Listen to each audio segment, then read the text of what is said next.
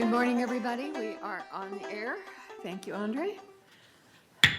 I call the open meeting of United Laguna Woods Mutual Board of Directors, California Nonprofit Mutual Benefit Corporation to order. This is Tuesday, June 11th, and it is 9:30, and we are in the boardroom of the community center. We have a quorum. Director Bastani will not be joining us this morning. He's not feeling well. And so everybody else is here. And we'll start with the Pledge of Allegiance with Director Addington. Ready, begin. I pledge allegiance to the flag of the United States of America and to the republic for which it stands, one nation, under God, indivisible, with liberty and justice for all.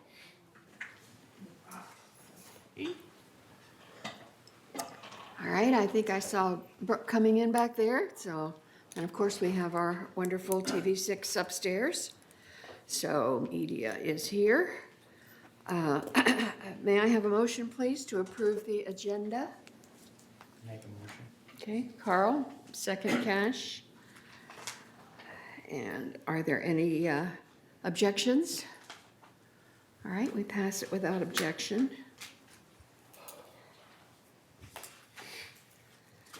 The meeting minutes for our May 14th meeting, can I have a motion to approve, please? I so move. Okay, is there a second?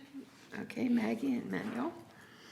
Any objection or corrections or anything to the meeting minutes? Seeing, yes.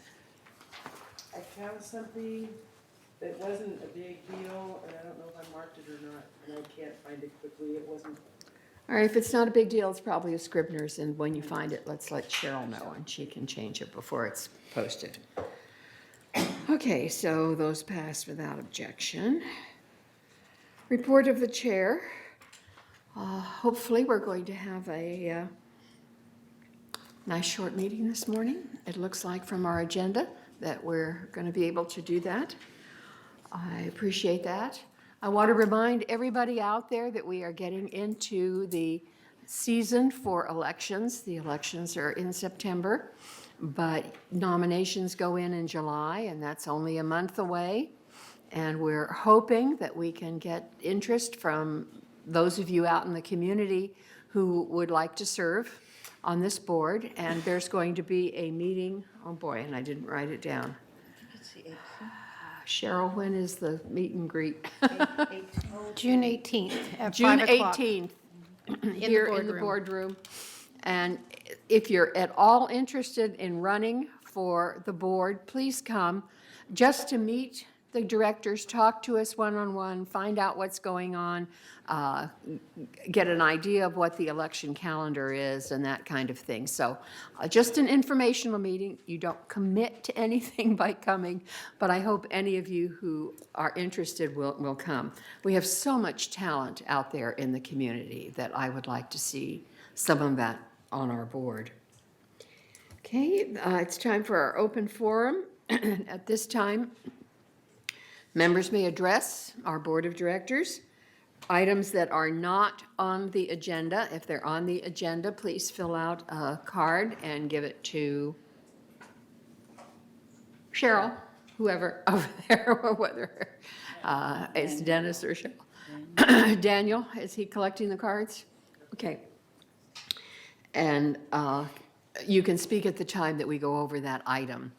But if it's not on the agenda, this is the time. You have 3 minutes, and it has to be something that is actionable by this board, not, say, GRF. Okay, who's our first speaker, Daniel? Our first speaker is Mary Wall. Okay.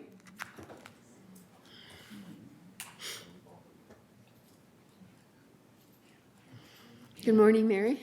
Good morning, all. The United Disciplinary Committee have requested that I appear on television to apologize to the staff, also to write a letter of apology to the staff. I sincerely apologize to the staff who feel that I have offended them in any way. It was not my intention to offend anyone. Please accept my apologies. I'm very concerned about the financials in this community. In the future, I will contact the boards with my concerns and not the staff. I am being fined $500 by the disciplinary committee. The $500 is a hardship for me as I am on a limited income. It would be appreciated if the $500 fine was waived. Again, it was not my intention to offend anybody. Please accept my apologies. I am very sorry. Thank you for listening. And if I please may give my letter of apology to Daniel so they can be distributed. Is that all right? That would be just fine. Thank you. And I believe you were told after the hearing that if you did do this, that there would be a reduction in the fine. So, all right, for anybody out there, if you have issues, please come to the board, not directly to staff. You can always go to Siobhan or Jeff if you need to elevate it to that area, but don't try to meet with individual staff members. Okay, who's next? Daniel? Our next speaker is Cy Overman.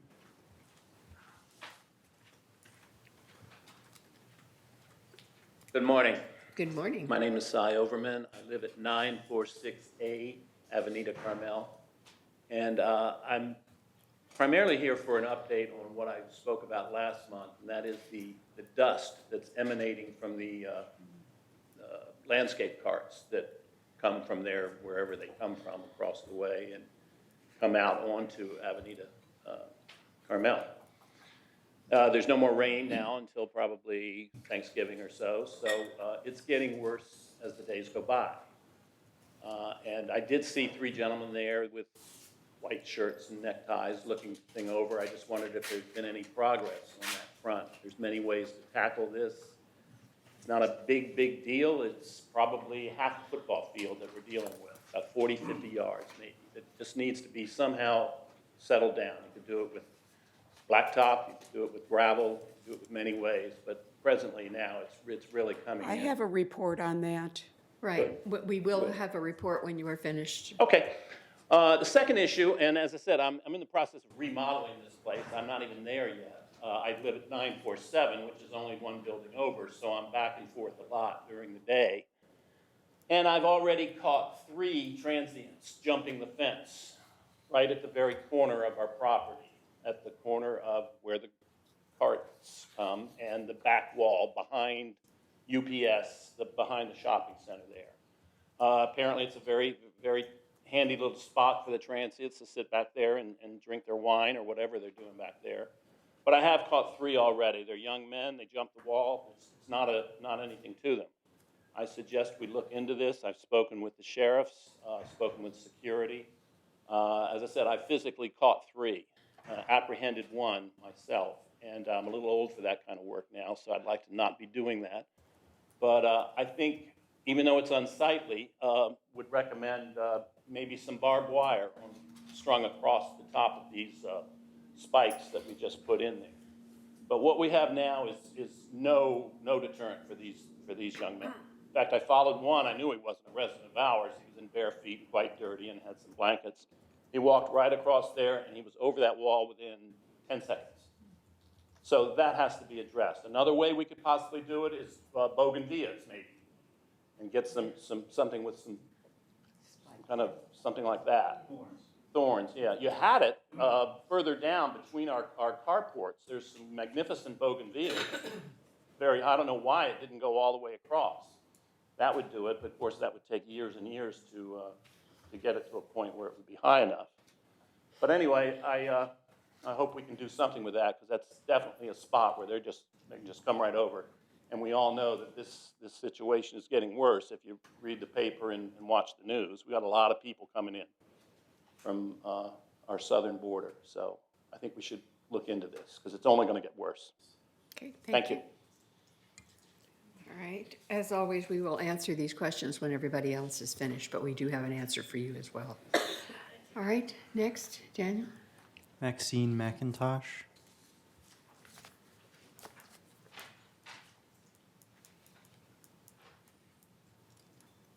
Good morning, neighbors. I wanted to make a little comment about when I'm out walking around, going out and about. I often notice, as you probably do, prospective buyers out with their real estate agent looking at homes, and then they like to walk around quite a bit. Well, I like to introduce myself and ask them what they think and what they're enjoying. And you know, all of them say how beautiful everything looks in United. They don't point out a dead plant here or a problem there. They say, they give you their overall effect that they have from walking around. And I think, you know, we've had a lot of rain, and of course that's made everything extra beautiful. And plants and flowers, especially the flowers, love organic water. And as far as I know, rainwater is still organic, I hope. And they do better on that. But also, I realize this makes more work for our landscape department, and I hope all of us will be very patient in calling and reporting something that needs to be done if it takes a little extra time than it might usually. I just hope we will. And I love the way the service desk calls you as a follow-up to see if everything went all right. My neighbors in my cul-de-sac have commented on really liking that. They're very impressed about that extra service. So I hope a lot of us can look through the eyes of prospective buyers and the way we saw the community when we first moved in and be very supportive of how beautiful everything looks. Thank you. Okay, thank you, Maxine.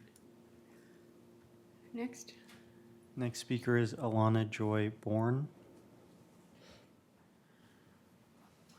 Good morning. My name is Elena Bourne, and I live in Manor 785C. And I want to say, you know, with all the new gates that are coming in, even though there are some problems, I think it's a wonderful security addition. I don't know if this question that I have is to be directed to this board or not. But since I couldn't figure that out, I decided to come anyway. My question is about Gate 4, and I've been looking into that. It's right around the corner from my manor. It's an exit-only gate, and I recently saw, I think it was online, on the newsletter, that their construction for that gate is due this month. Is this something that this, you know, my question is there an arm being planned for that gate? And so is this the correct board to come to ask that question? And if so, because I've seen the plans, about a year ago I looked into this, and there was a gate planned, an arm planned for that gate. And so I looked into it. I've gotten some of my neighbors involved in this. And if that is the case, I don't understand why this would be the only exit-only gate that would have an arm. And I feel that that would cause a tremendous backup of traffic. Another aspect to this difference in Gate 4 is that the light is very quick. You can barely get out. I've seen as many as 11 cars lined up at that gate on both sides of Paseo. And it takes sometimes three light changes to get through it now. I can only imagine what it would be if there was an arm there. And the other issue with the light is that the light is much closer to that gate than any of the other gates that I've been through in Laguna Woods. So I did write a letter to Tim Moy about this. I think it's been almost a year ago. And the only answer I got was, we'll look into it, and I never got any other information on it until I saw this recent thing online. So that's my question. Thank you very much. Thank you very much. Okay, Daniel? We have no more speakers. No more. Oh, my goodness. All right.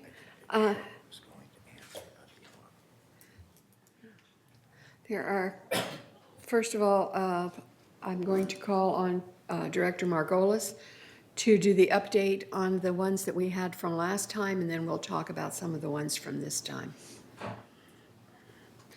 Okay, Cy Overman of 945A expressed concern about the dust generated on the path of our maintenance vehicle utilizes.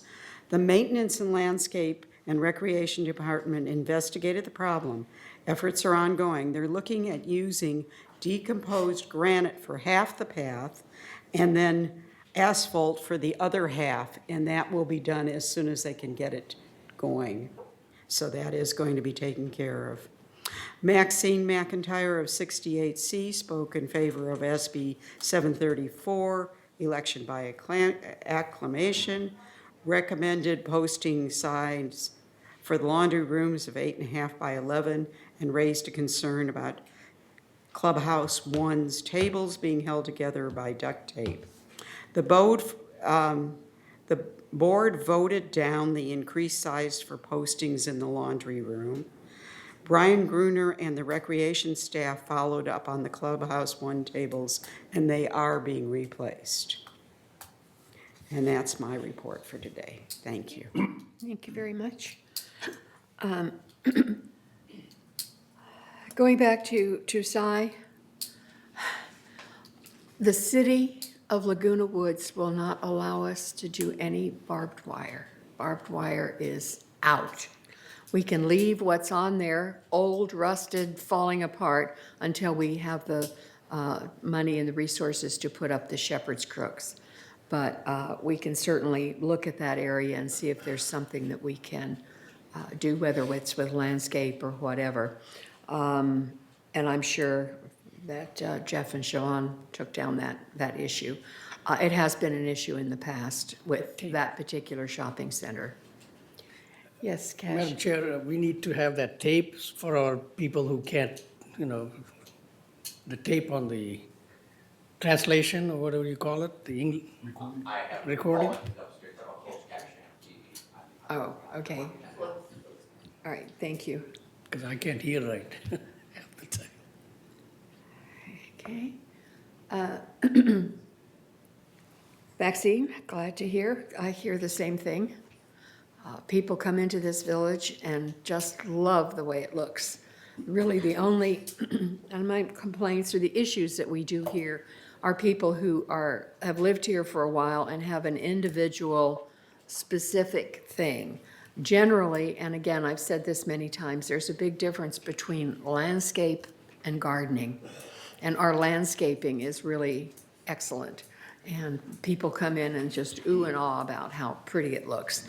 And then they may have some specific issues with gardening around their units or whatever. And so there's a difference there. And certainly the follow-up from Resident Services, Marissa's back there, I'm sure she's glad to hear that too, that it's working. Alona, I'm going to let Jeff or Siobhan, who wants to speak to the Gate 4. It is an exit only, and there's good reasons, and you talked about some of them as to why that's true. I'm going to have Chuck Holland come up and address Okay. that. Good morning, Board. Good morning, Madam Chair. Yes, on the Gate 4 plans that we have, it is an exit only. The idea, on the original plans, yes, there was a gate barrier arm for the exit only.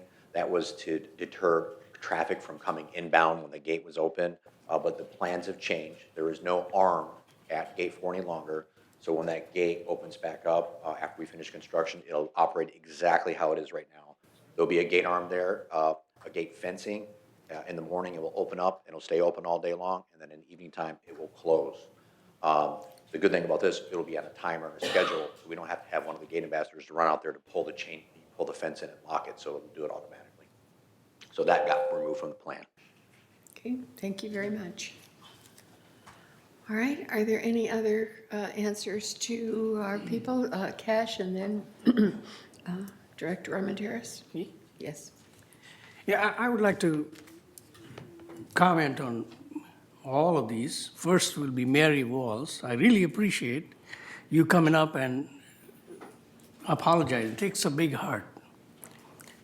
Thank you very much. And on on transit jumping over the fence, thank you again for bringing it to our attention. But please do not apprehend on your own, because we don't want any worse crime in our neighborhood. We do have security who will come within 2 or 3 minutes, okay? About Maxine, I just don't have words other than I don't know how to even thank you. You're such a good person to talk about good things about our community. I really like that. Thank you. And for Elena Joy, please come to our member advisory meetings, and I can tell you when the next one is, but it's sometime coming up very soon. Thursday. Yeah. Tuesday, I think it is. No, it's Thursday. Thursday, the 13th. Okay. So please come there. That way you will get to meet the staff and we'll take care of things. And my email is out there in the public. You can call me or contact me by email because my voicemail is always full within a week or two, okay? So my email is cash334@gmail.com. You're welcome to call me, but please attend these meetings. That will take a quick action. We can really work on it. Thank you. Okay. Director Armandaris? Thank you, Juanita. I'd like to comment on two things. First one is regarding the security problem at that wall that was pointed out to us. I believe that, I know we have an ongoing program right now to replace Shepherd's Crooks at different locations. However, since this is a security problem, I think we should instruct M&C to prioritize this installation. So that's my comment on that. The second one is I can empathize with Mary Wall to having to go through the apology routine, and I particularly can empathize with it because I've had to go through some of the same things with my relationship with the staff and with the directors. And it's very humbling to have to get up there and apologize when you believe you're doing something for the right reason. So thank you, Mary, for your apology, and I'm sorry you had to go through that. Any other comments? Gary? Mary, thank you for your apology, and I think that was really heartfelt and great, and see what we can do. Cy, Shepherd's Crook is being planned for all of the outside walls. It's just we can't afford all of it all at once. And security, I know, has kind of mapped out where we've had the greatest grievances crawling over the fences, and they're trying to work those first. I'll bring it up to security and see, if we can move it ahead. There are Shepherd's Crook there now. That's the, And they're going over it? that's the I point. watched one within 10 seconds. Yeah, a blanket or a jacket, and then they get over it.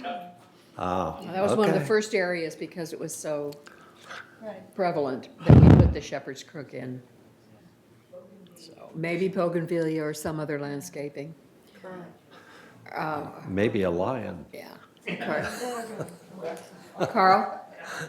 I just want to, I was going to make that same comment, the fact that there are currently Shepherd's Crooks in that location, and the Shepherd's Crooks was supposed to be something that was supposed to be better than the barbed wire, and it's less unsightly. The thing right now is the town, as Madam President had indicated, is requiring us to replace all the barbed wire with something a little bit more palatable to the senses.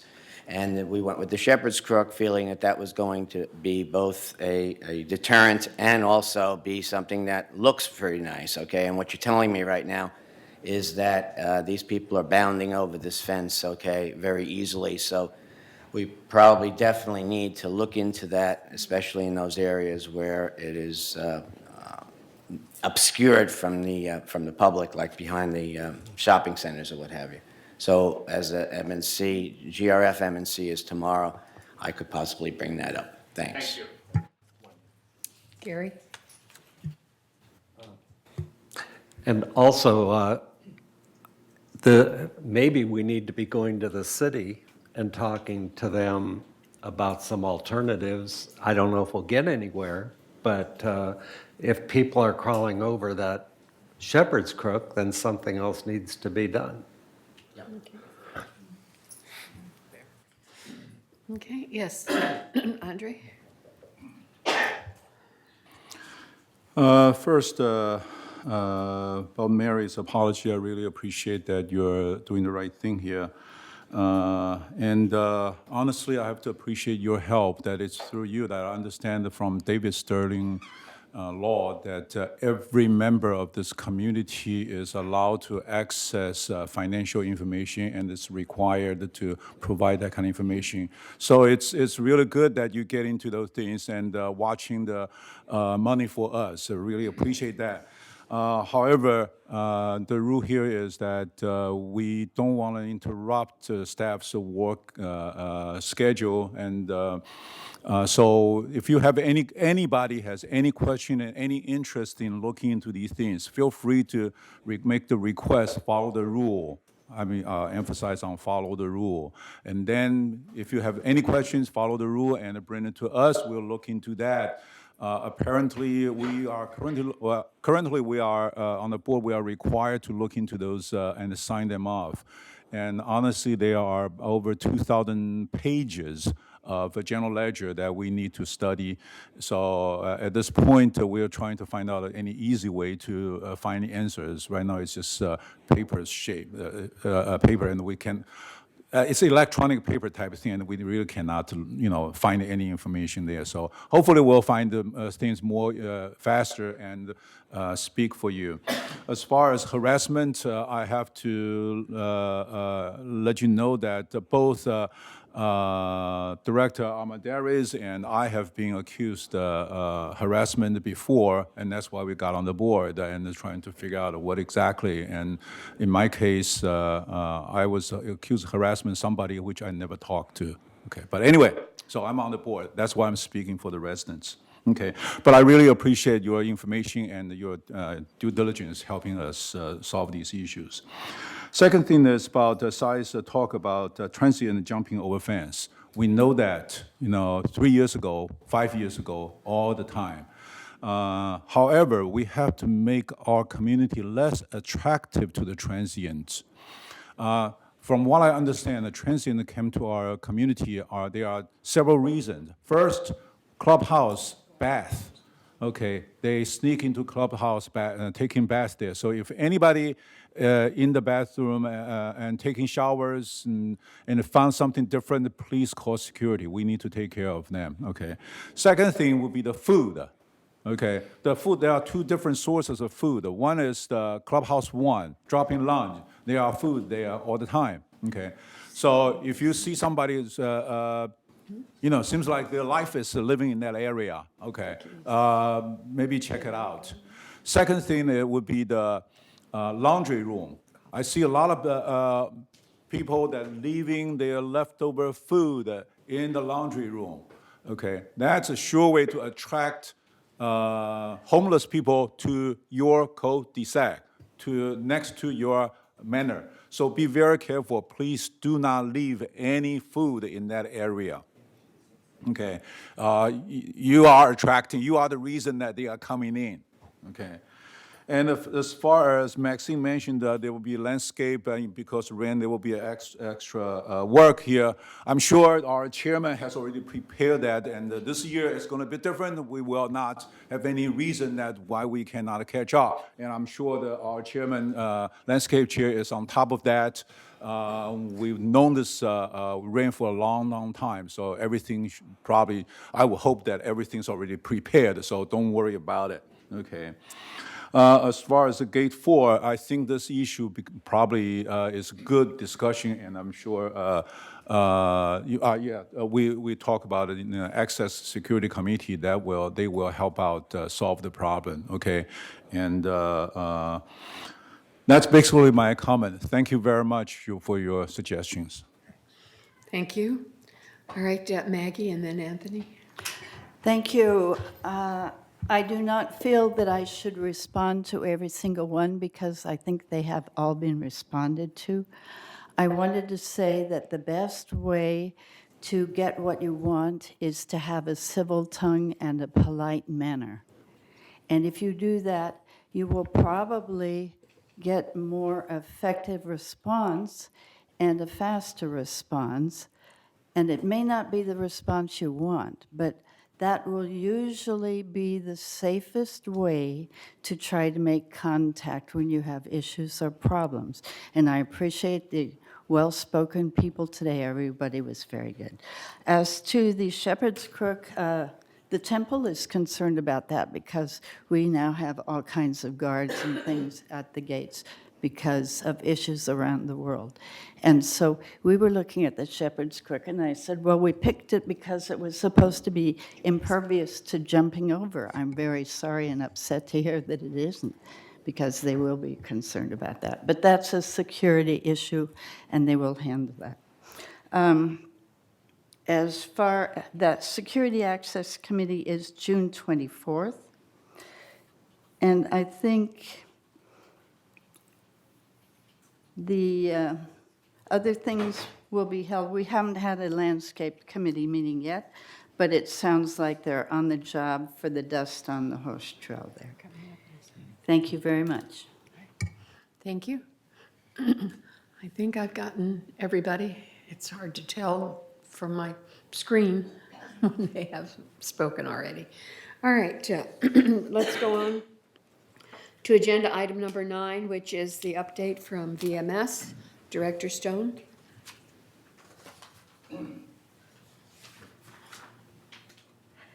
Good morning. You've probably already heard that at the last VMS board meeting, May the 15th, the VMS board voted to reduce the number of VMS meetings and department presentations. Board meetings will be held on the third Wednesday of the month instead of the first, third, and fifth Wednesday, and department presentations and closed sessions will be scheduled as needed. This will allow us to focus on the goals set by the board officers and VMS department heads at their strategic planning retreat. And one of the goals was to implement technology advances. And at the last VMS meeting, Chuck Holland discussed how broadband is doing this. Transitioning from analog to digital broadcasting was mandated by the FCC more than 10 years ago.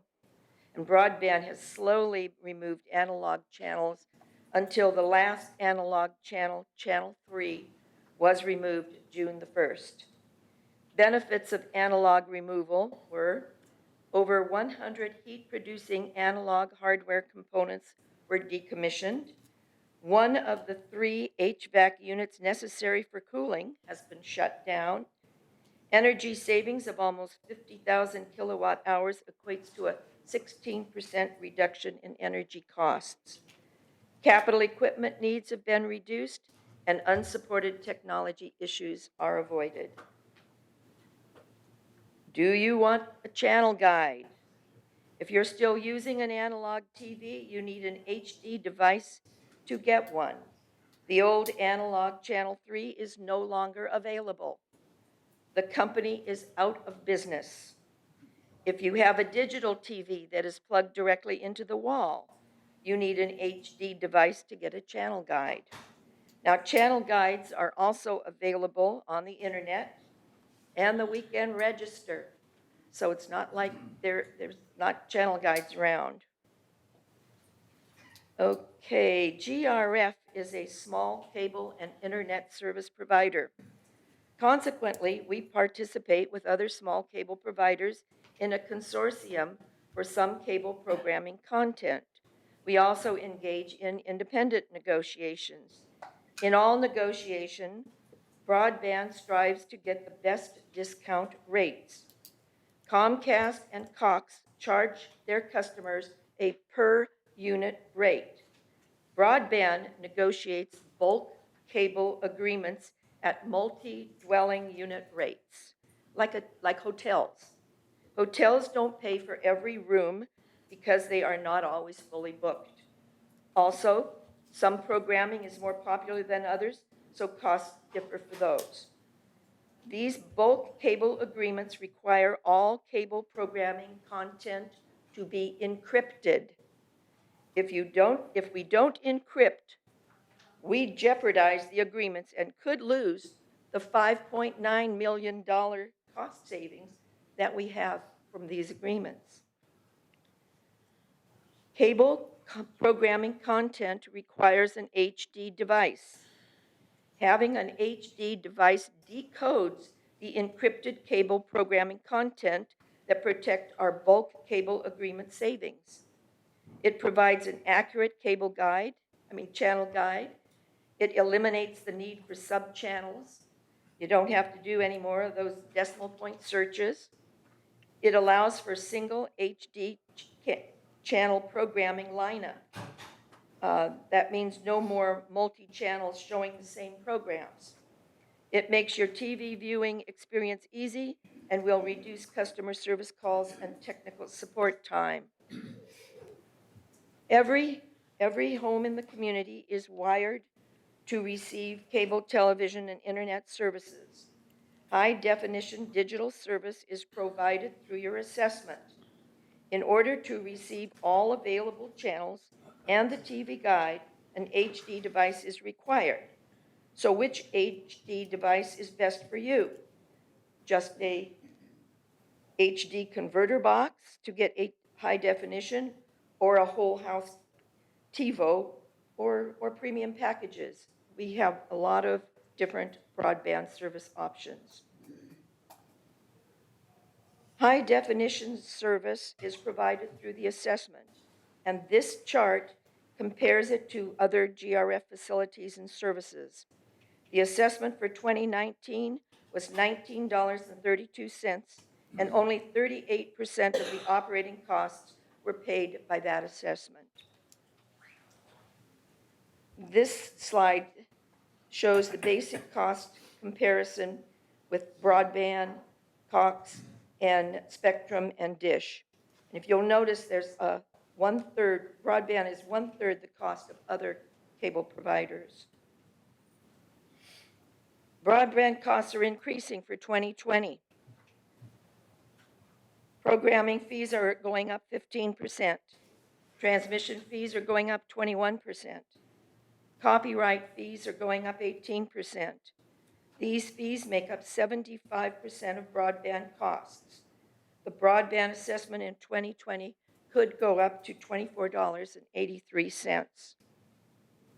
When we compare year over year, last year the per man or per month assessment for broadband was $18.12.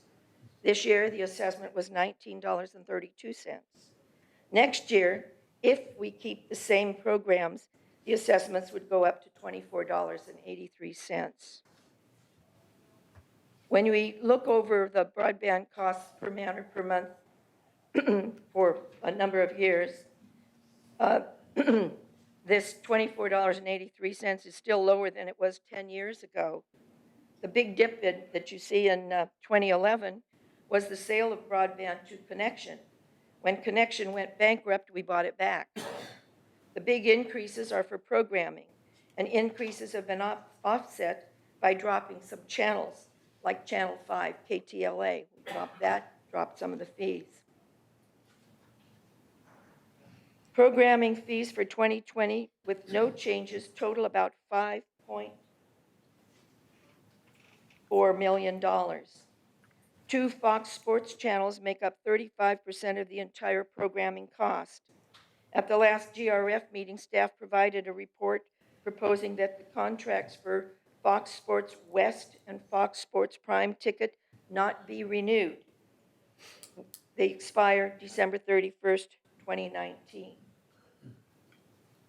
If the decision is made to discontinue these 2 regional sports networks, there would be a significant reduction in cost for cable TV programming. The cost reduction could be used to provide funding for other GRF programs and facilities, or provide each home with a digital device, or provide even low-cost content. This is a, a cost reduction spreadsheet. In the first column, excuse me, it shows the service type, whether you're going direct plug-in, an HD converter, an HD cable box, a DVR, which is a recording, or the TiVo, the 6-tuner. Dropping those two channels would result in a $6.26 reduction in broadband's 2020 assessment. Residents could get a, excuse me, a $7.95 HD converter and pay less than $2 more per month. Third Mutual gave GRF a letter recommending the non-renewal of the 2 Fox regional sports channels. I sincerely hope that United will do the same. The next VMS board meeting is scheduled for Wednesday, June the 19th. No department presentation is on the agenda. Kurt Weeman will be presenting the landscape services update at the VMS meeting on Wednesday, July the 17th. And that's my report. If you have any questions, Chuck is here to help us out. Thank you. Thank you, Mary and Chuck. Good information. I just wanted to point out one thing. There seems to be some usual misunderstanding that I hear from people who, when we talk about these 2 special sports channels, this would not affect Fox News or the regular Fox sports channels, 26, 27, et cetera. This is only the special Channel prime time- 28 and 29. period. Or 428, That's right. 429. But they, as they pointed out, that's such a huge amount with the increase that they are requesting, demanding, not sure the exact word, requiring for the coming year, that it just makes a big difference for the rest of us who want to watch everything else. So the other thing I wanted to point out, and it wasn't on her slide, is there are other ways to get those specialized sports channels. And we will be publicizing that. There's 3 or 4 different ways that people who are really into those sports can get those channels, similar to like we do HBO or Showtime, only not through our cable, but through another device and streaming. So you don't have to lose it completely, but the rest of us don't have to pay for it. And I did a kind of informal survey, and the almost 36 people that I asked them about, did they ever watch the regional sports channels? Only 2 out of that large group said they ever watched it. Mm-hmm. Thank you. All right. Any questions for Mary? Cash? Mary, you had one chart there, slide showing 50 megawatt savings of 16%. Yes. It should be, that's a small change. It should be a month, per day, per year. What do we talk about? Okay. Okay. Chuck, would you help? Chuck's going to work on that one. That was one of his slides. Yeah, what we were comparing is energy consumption at the head end for the first quarter of 2017, 2018, and 2019. So comparative to those timeframes, during that, essentially the first quarter of the year, it was about a 16% reduction in energy utilization. This is actually looking at the Edison bills. My question is, 1 kilowatt is roughly what? 20 cents? Something like that? Could be, yeah. So I mean, the 50 cost. megawatts comes to about $10,000. No, 50,000 megawatts. No, it's 50,000 kilowatt hours. I'm sorry, kilowatts, yes. Yes. So 50,000 kilowatt Right. transfers to $10,000. That's all we're Right. saving? Right, well. I think we're saving a lot I think more. we're going in the right direction, though. So as we, Saving. right, we're saving, once we get a chance to even streamline that operation a little bit further and go to an all HD, right? We got rid of all the analog, and then we'll get rid of all of the standards. I'm still not communicating right. If that is 16%, then the 100% is like $100,000. That's all we are paying? Yeah, we'll have to, I don't have the numbers in front of me, Cash. We can take this offline, we'll pull out some utility bills and we'll take a look. Okay. No, but I'd like to talk to you Okay. later on that. You got it. Thank you. Yep. Also, I have one more comment. Let us also restrict Board of Directors' talk time to 3 minutes. We'll have a clock. Yes. Thank you. Thank you. Daniel, would you be sure and put the clock on over there? Okay. All right, thank you, Mary. We appreciate your representing us on VMS and all the hard work you do there. You got it. Thank you.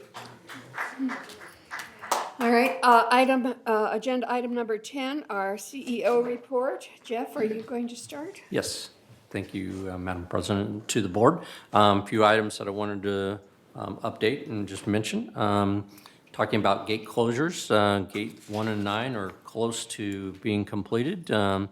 Hope to have those reopened on June 17th. And then we follow up the following week with gates 4, 10, obviously gate 4 was just mentioned. Gates 4, 10, and 14 will close Monday, June 24th for our retrofit that we're doing with regards to the RFD program. So we're moving forward, getting those last big 3 done is very positive for us.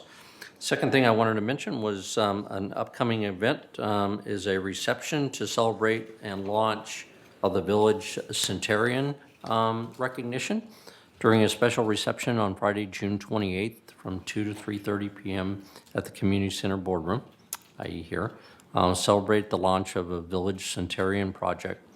So you can learn more of the lives and times of more than a dozen individuals who, and there are certainly more, but we're gathering these individuals and getting information. And there's going to be a presentation with regards to production and cooperation with the Camera Club, Video Club, where they brought these individuals together and took some photos and got some old high school photos of the individuals and matched them up into a little video presentation they have, along with some interviews of some of the individuals. Refreshments will be served.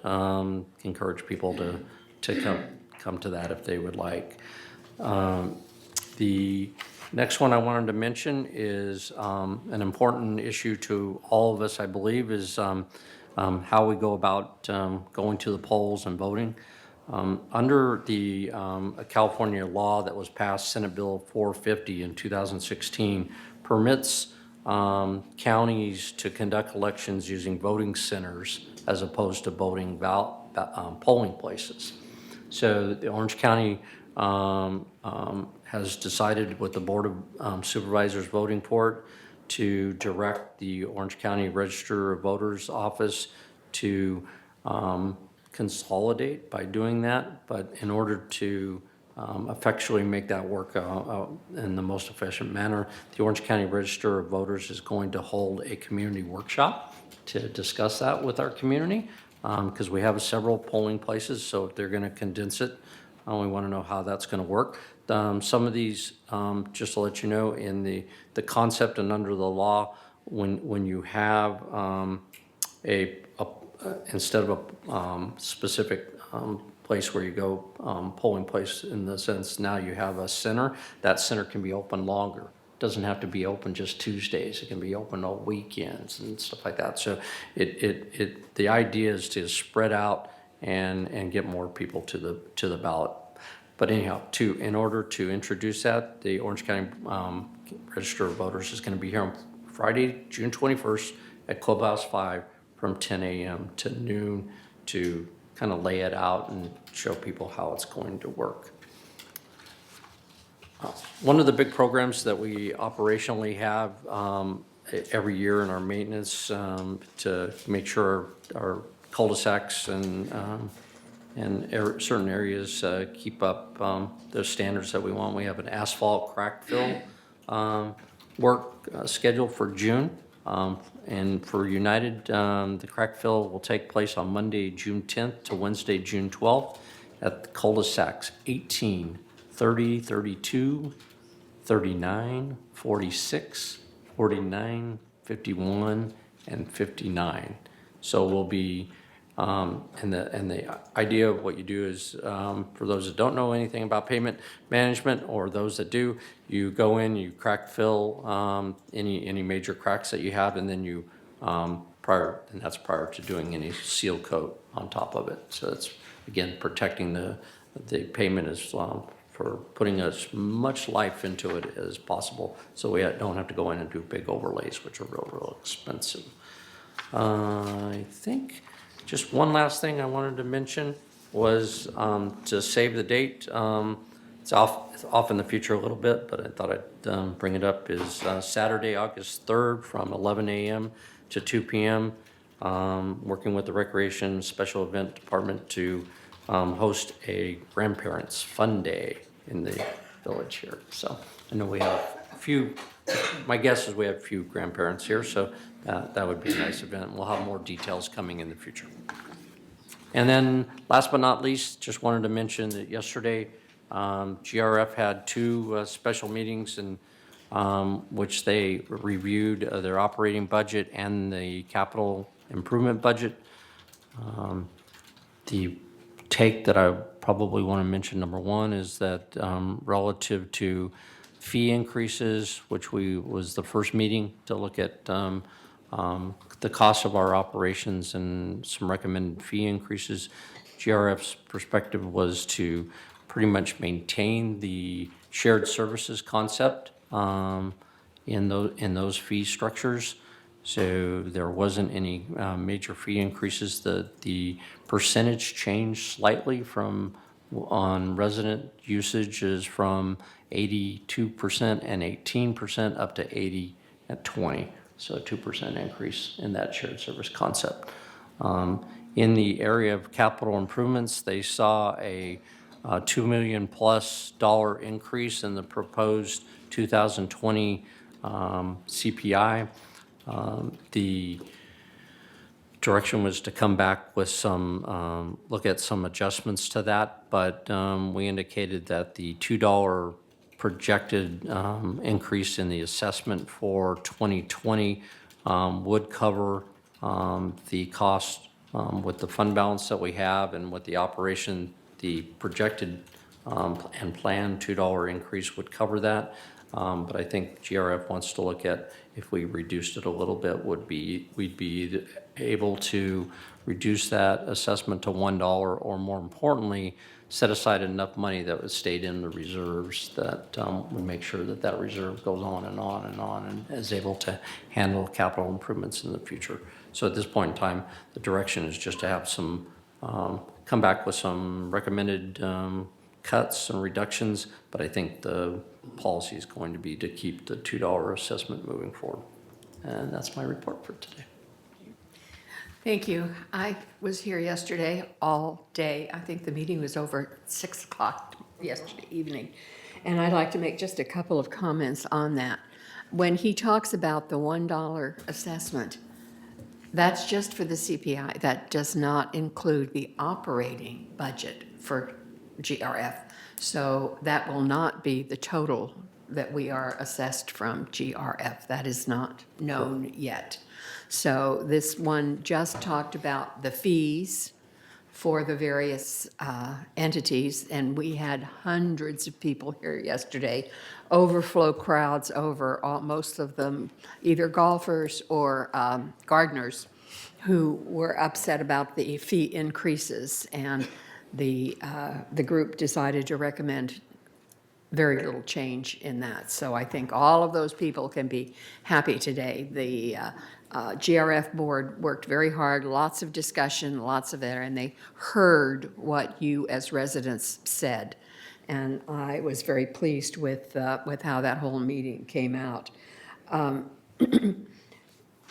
The other thing I wanted to mention, which somehow you didn't, and our next meeting is not until afterwards, and that's our July 4th. Please don't forget the wonderful July 4th celebration that we have here in the village, which gets better and better and better every year.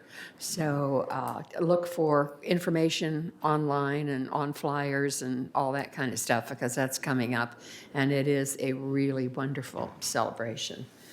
Gary? Yeah, I just was wondering, how did the details of these increases get out to the public before the boards were even aware? They were published online on the agenda package. Yes, they were in the agenda package, and some of us read that as soon as it got posted and forwarded it to other people.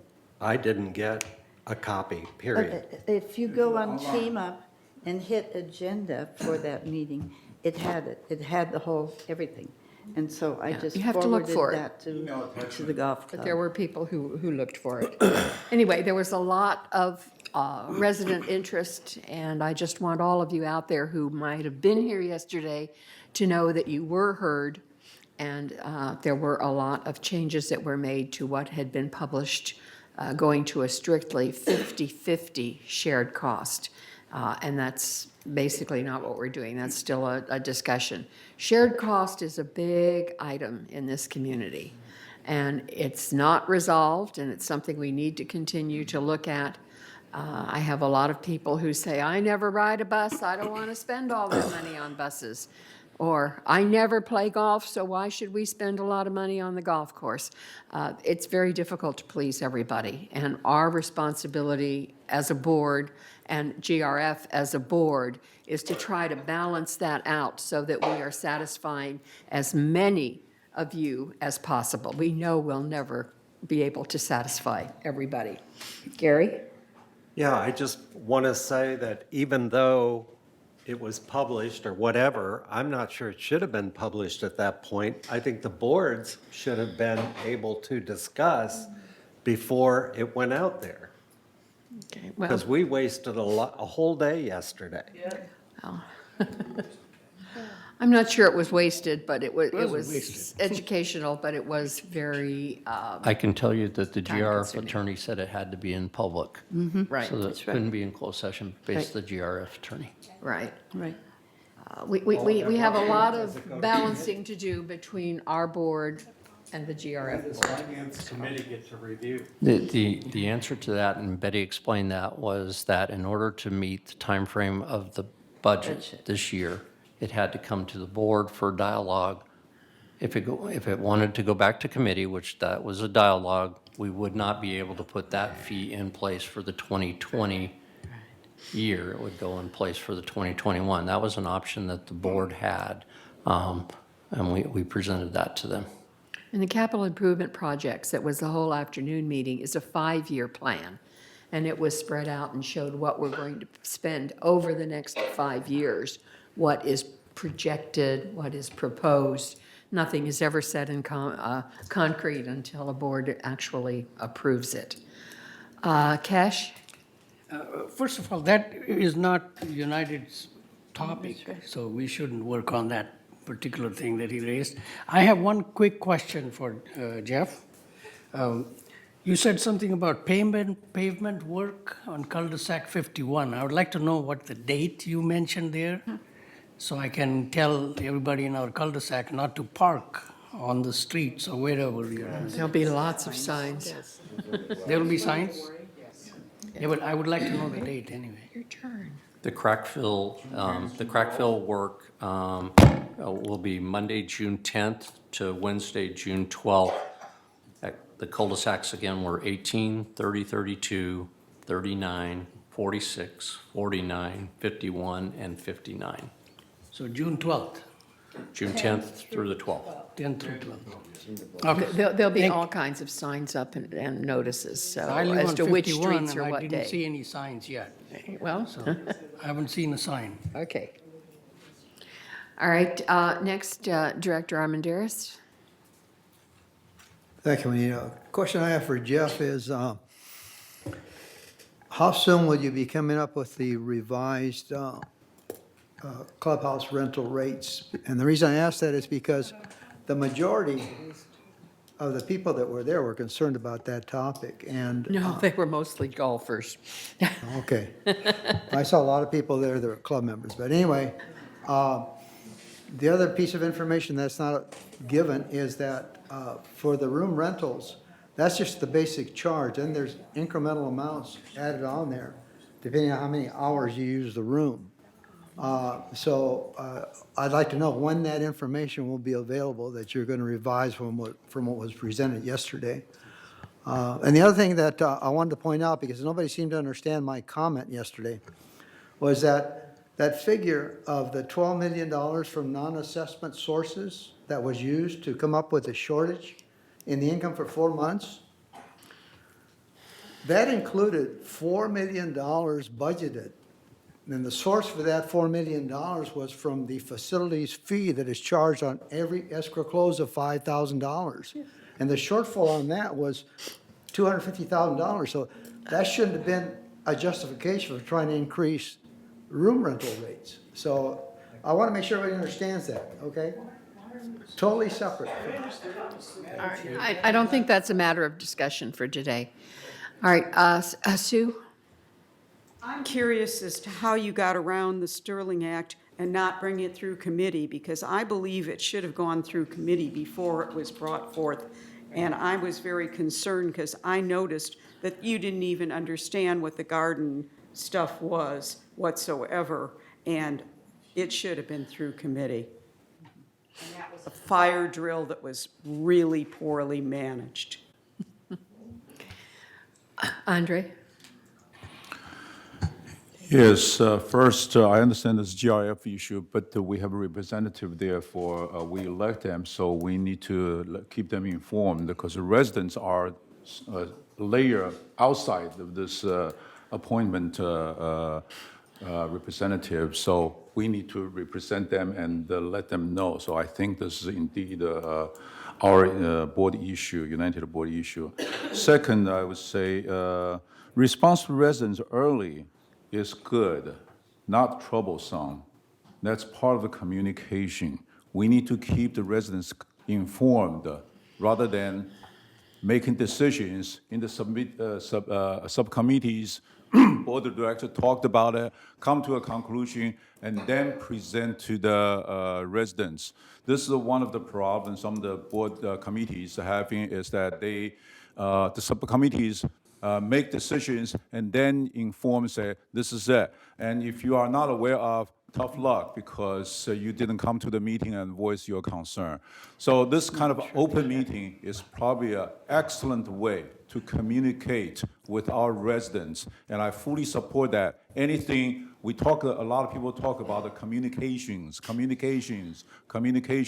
This is communication. Thank you very much. Okay. Maggie? Thank you. The customary procedure for fees is CAC. They start at CAC and they go for months, as Mary knows. And it goes through there and they talk about room rentals, which we had a big brouhaha about them several years ago. It was phenomenal. And I see that they are almost doubled here at this time. And the golf thing was, I was suspicious, so I kept reading agendas ahead of time to see when it was going to be discussed at CAC. And finally, I found this one, and I said, everybody come. And so I sent emails around and the agendas. But ordinarily, CAC handles this, and so they didn't handle it right this year. But don't be worried. Everybody learned from this. There were some new people chairing committees and things that didn't have the framework in mind, didn't have the experience of years of fights with golfers and stuff like that. So they know now. Thank you. Gary? I just want to respond to Cash, who says this is a GRF problem and not a United problem. We're the ones that pay. It's our money that goes into that GRF. So it does need to be discussed by us. Here, here. Okay, all right. Seeing no more comment, we'll go on to item number 11, which is the consent calendar. We only have one issue on the consent calendar this time, and that is the review of our April financials. And under the Civil Code, the treasurer and at least one other board member review them. We now have 2 board members reviewing them because Director Torring has asked to do that as well. So it is our treasurer, Gary Morrison, director, what's your name? Addington. Elsie Abbott. You know who. Anyway, those were reviewed and they were signed off on, so I would like a motion to accept the consent calendar, please. I move. All right, second? All right. Okay, we've got Andre and Maggie. Is there any discussion? Yes, Director Armenteros.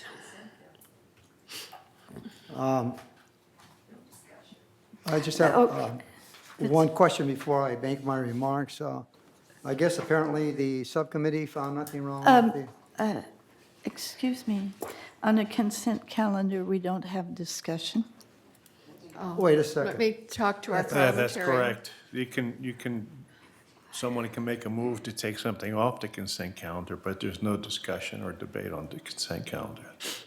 Well, then I move that I report my findings on reviewing the April financial statements because I have some information here that all the directors should be aware of. I found some things that aren't correct on those financial statements. Okay? No. And that's why I was asking the question, did the subcommittee find anything wrong? So, So I make the motion that we add an item to the agenda to discuss my findings. Do I have a second to that?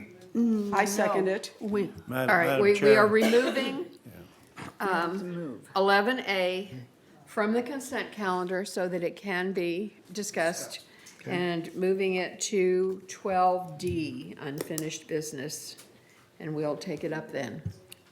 Thank you, Madam And there's Chair. no other items on the consent calendar. So we'll go on to unfinished business, 12. Unfinished business means this has been brought up before and is now, Civil Code 4360 has been satisfied for member review, and it's time for a final vote. And the first one, A, is to entertain a motion to adopt a resolution for changes to our smoking policy. Madam Secretary, would you read that, please? yes, whereas the Governing Documents Review Committee has recommended adopting a non-smoking policy to fairly and reasonably address smoking in Laguna Woods Village, I would like to read the 4 points on the discussion page, which will clarify what these are. In summary, the amendments recommend smoking to be prohibited in the entirety of United Laguna Woods Village, other than in the following areas. You may smoke in the interior of units as long as smoke is not permitted to escape the unit. You may smoke in the interior of enclosed balconies and enclosed patios as long as smoke is not permitted to escape.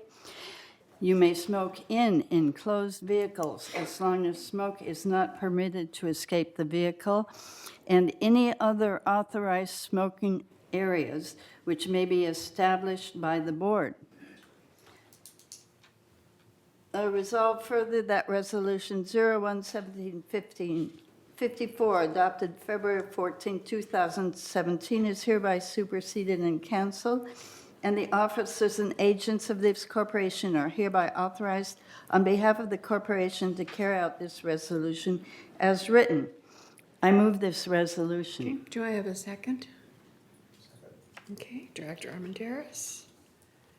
All right, discussion? Maggie, you get to go first. Thank you.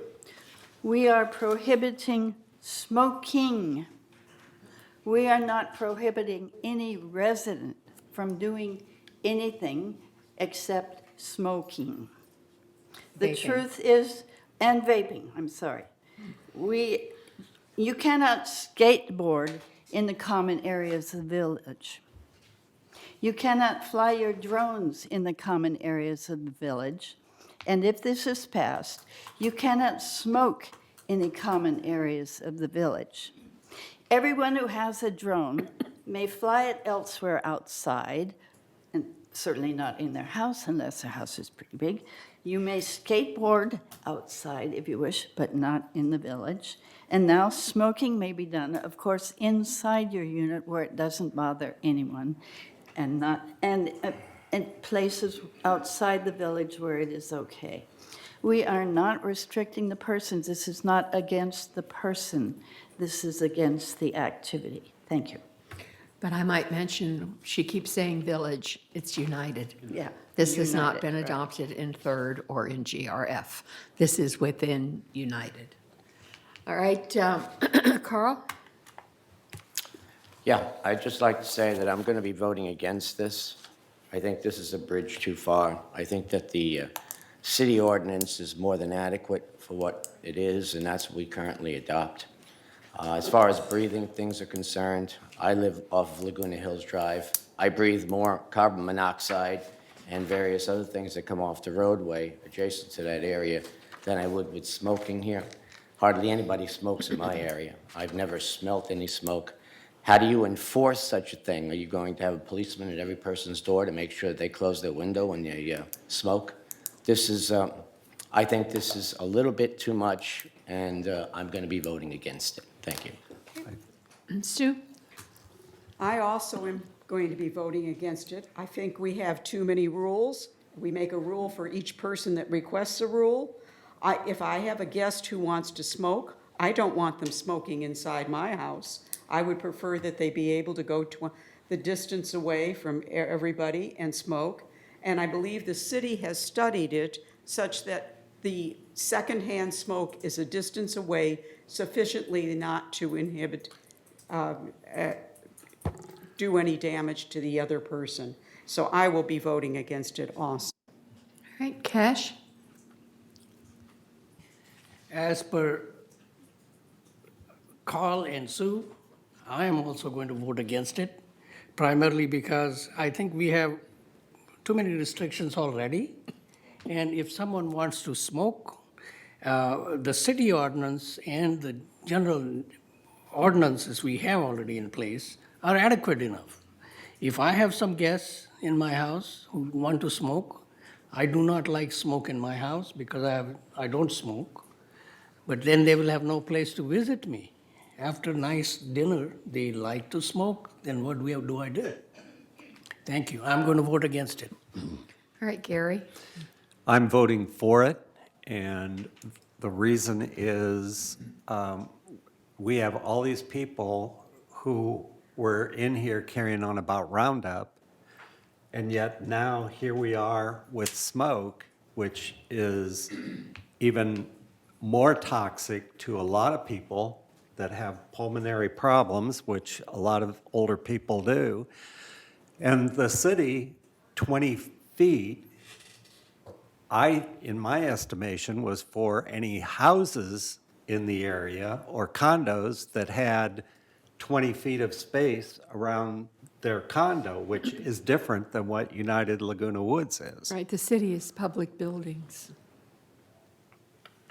All right, Manuel? Thank you, Anita. Thank you, Gary. I too will be voting in favor of this. My attitude is this, is that I do not like smoking. I know a lot of people that don't like smoking. It's definitely harmful for your health. Most of my friends, I guess, are pretty active in sports and so on. And so they know that I don't tolerate smoking in my unit. I don't tolerate smoking in my car. And they have no problem with that. We still visit. We can do all the things we'd like to do together.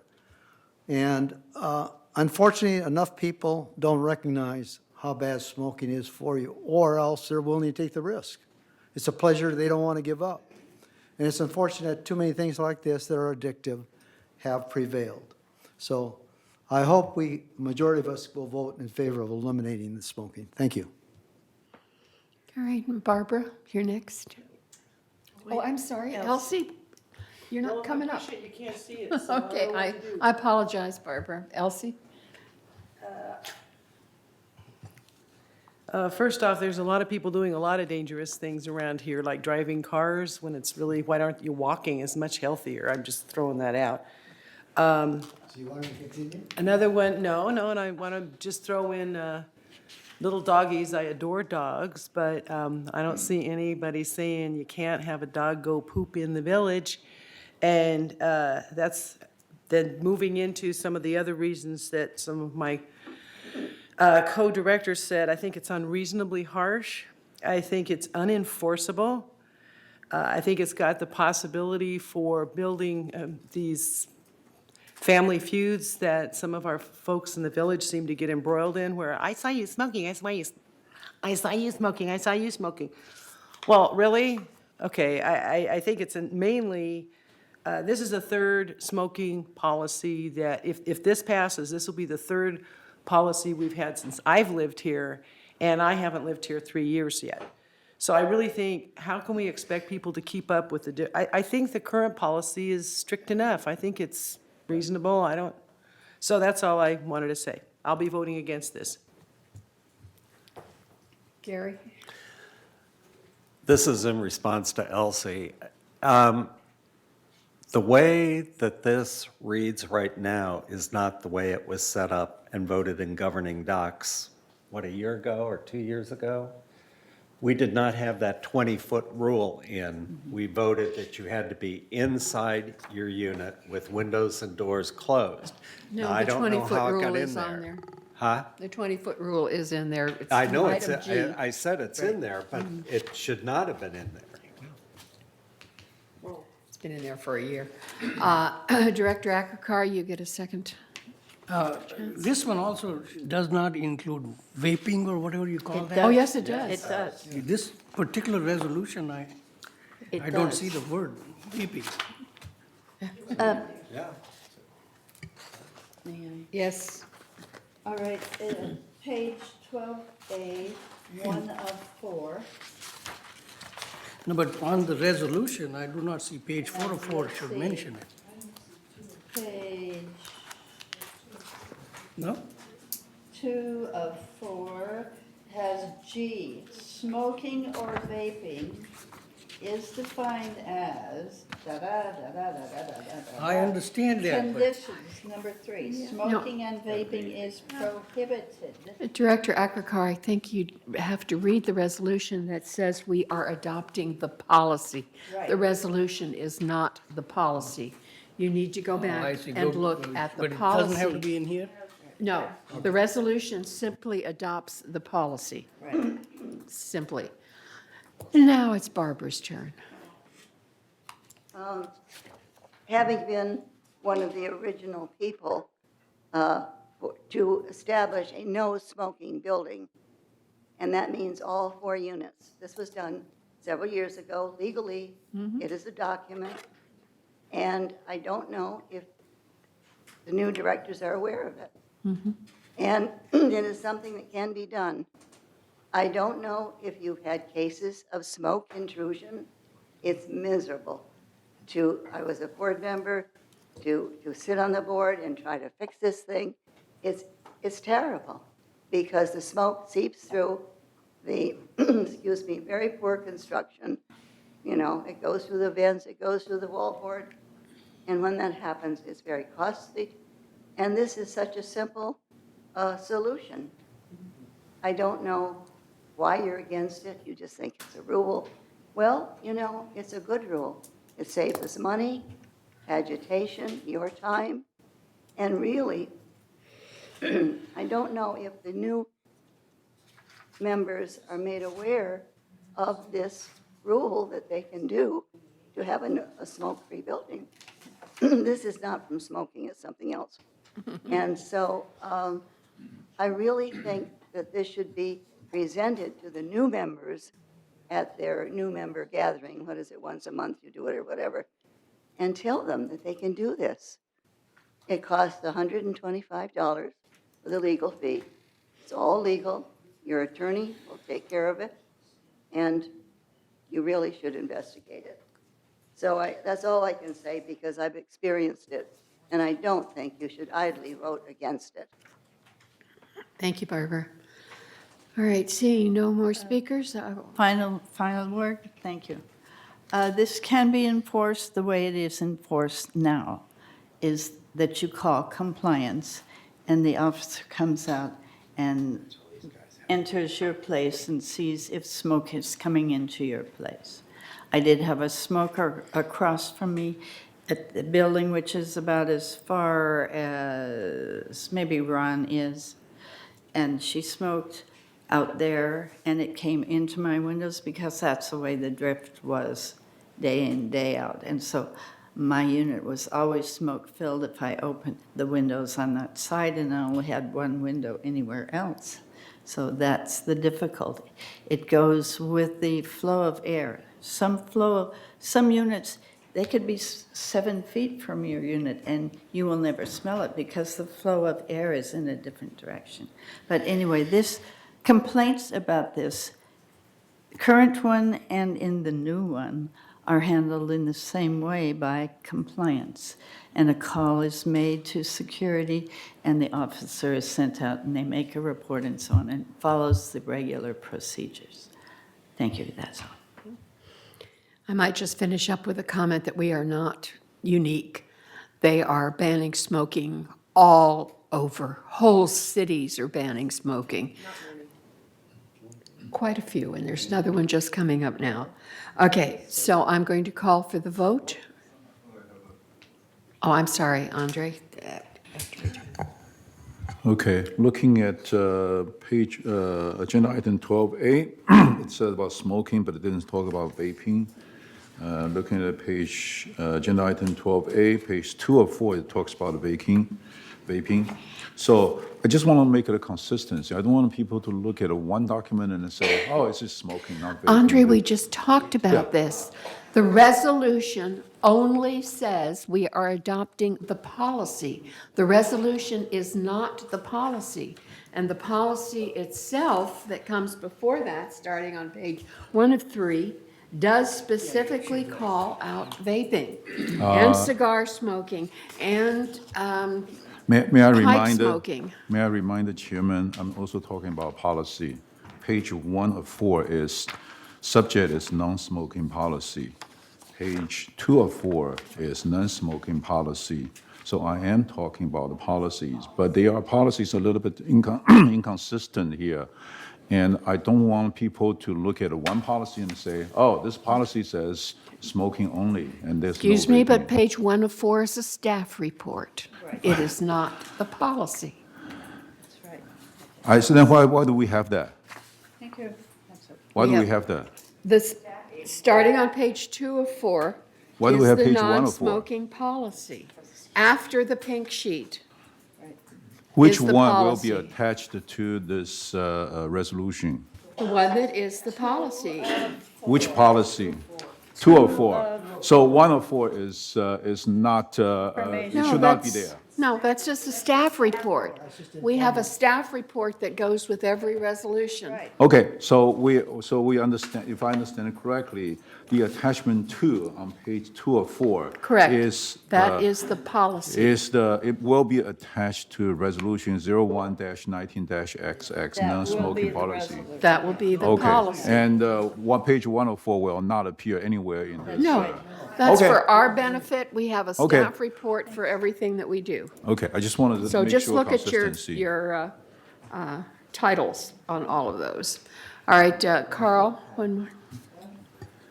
I just want to say that I still believe that it's unenforceable. And not only is it unenforceable, but, okay, you have somebody smoking, you see smoke emanating from the window, and you call up security. Now, security's got 4 million other things to do, but they're going to come out because they see smoke emanating from a window. No, you can have it in your eye here. The thing right now is that the window is open because they're smoking in the house, okay, but they forgot to close the window. But all of a sudden, they get called security. Security's going to go out there, do the more important jobs, leave those more important jobs, and then go out there. And then you go in and you knock on the door and you find out that the person in there had burnt some toast, okay, in their toaster, okay? I mean, this is an unenforceable type of situation here, okay? This is ridiculous, okay? But, you know, I'm still going to vote against it, so I don't think it's Yes, enforceable, I disagree. realistically enforceable, because security is not a need to go out there and go and whatever. Let's vote. All right, I'm going to call for the vote. Your voting screen should be up. No, I don't.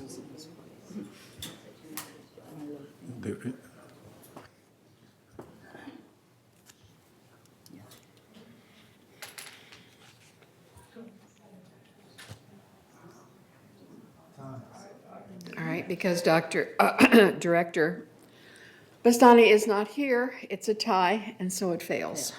Correct, Mr. Parliamentarian? Correct. All right. 5 to 5, it fails. No. It fails. No, majority to pass. All right, we will go to unfinished business, 12B. Entertain a motion to adopt a resolution for the updates to the policy for distribution of material by residents and resident organizations. Madam Secretary, will you tell us what this is about? Right. This is a policy for distribution of materials by resident and resident organizations. It is also the policy for distributing, therefore, candidate statements and so on.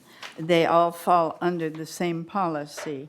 Gives you the rules for door-to-door and gives you the right to put up a little sign on your door that says, "Nobody shall knock on my door." It gives the right to people to gather petitions. It gives the right for people to hand out flyers and information in front of the clubhouses if they are not intrusive and belligerent.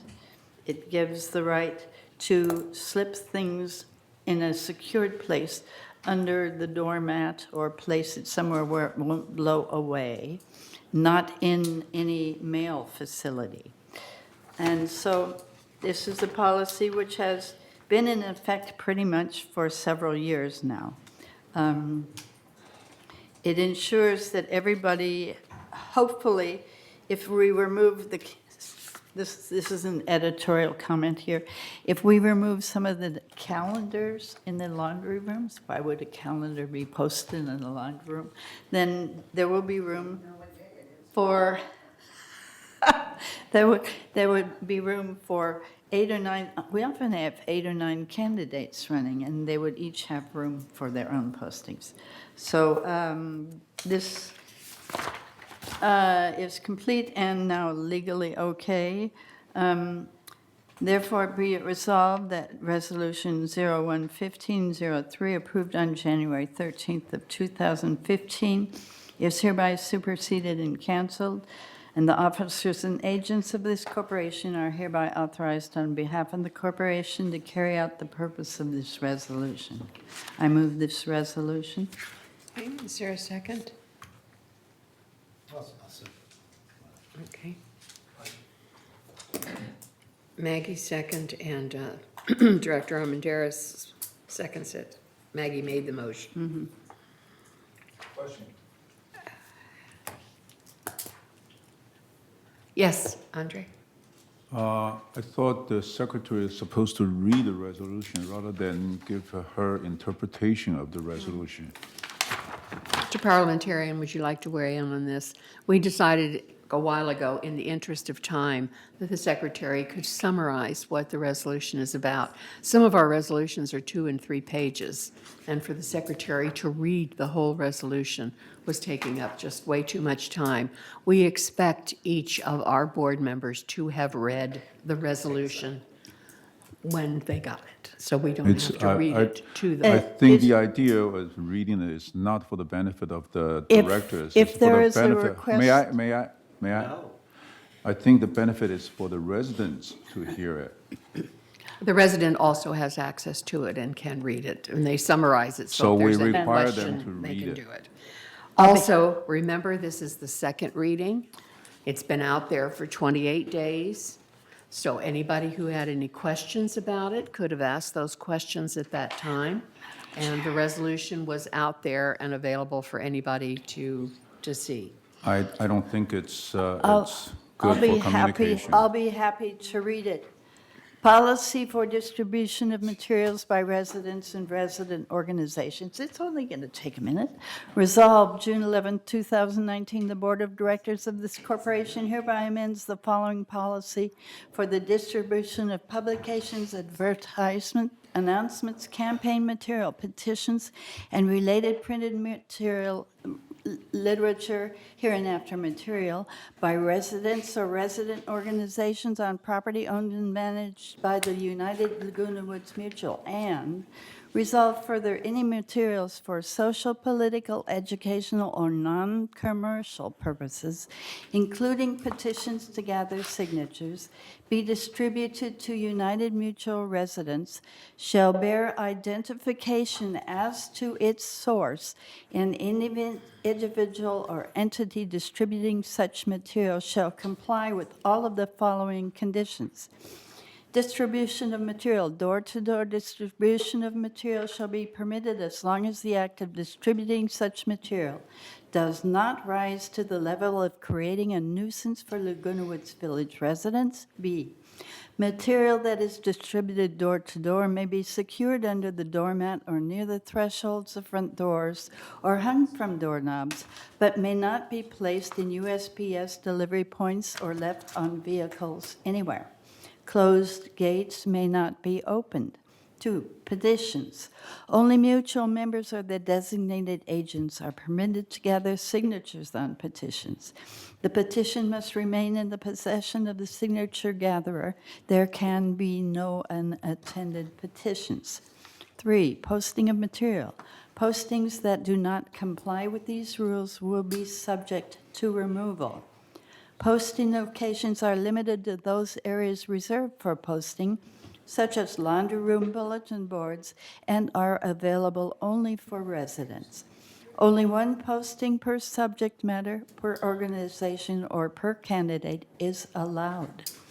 The size of a posting in the laundry room shall not exceed 5.5 by 8.5, 1/2 page, to allow space for other postings. D, each posting by a resident or resident organization must identify the posting individual's name and posting date. Any material considered lewd or vulgar will be subject to removal. All non-election postings shall be removed after 30 days after the posting date. For election postings, removal after the election date. All material must comply with federal, state, and community laws. Removing postings of others is prohibited.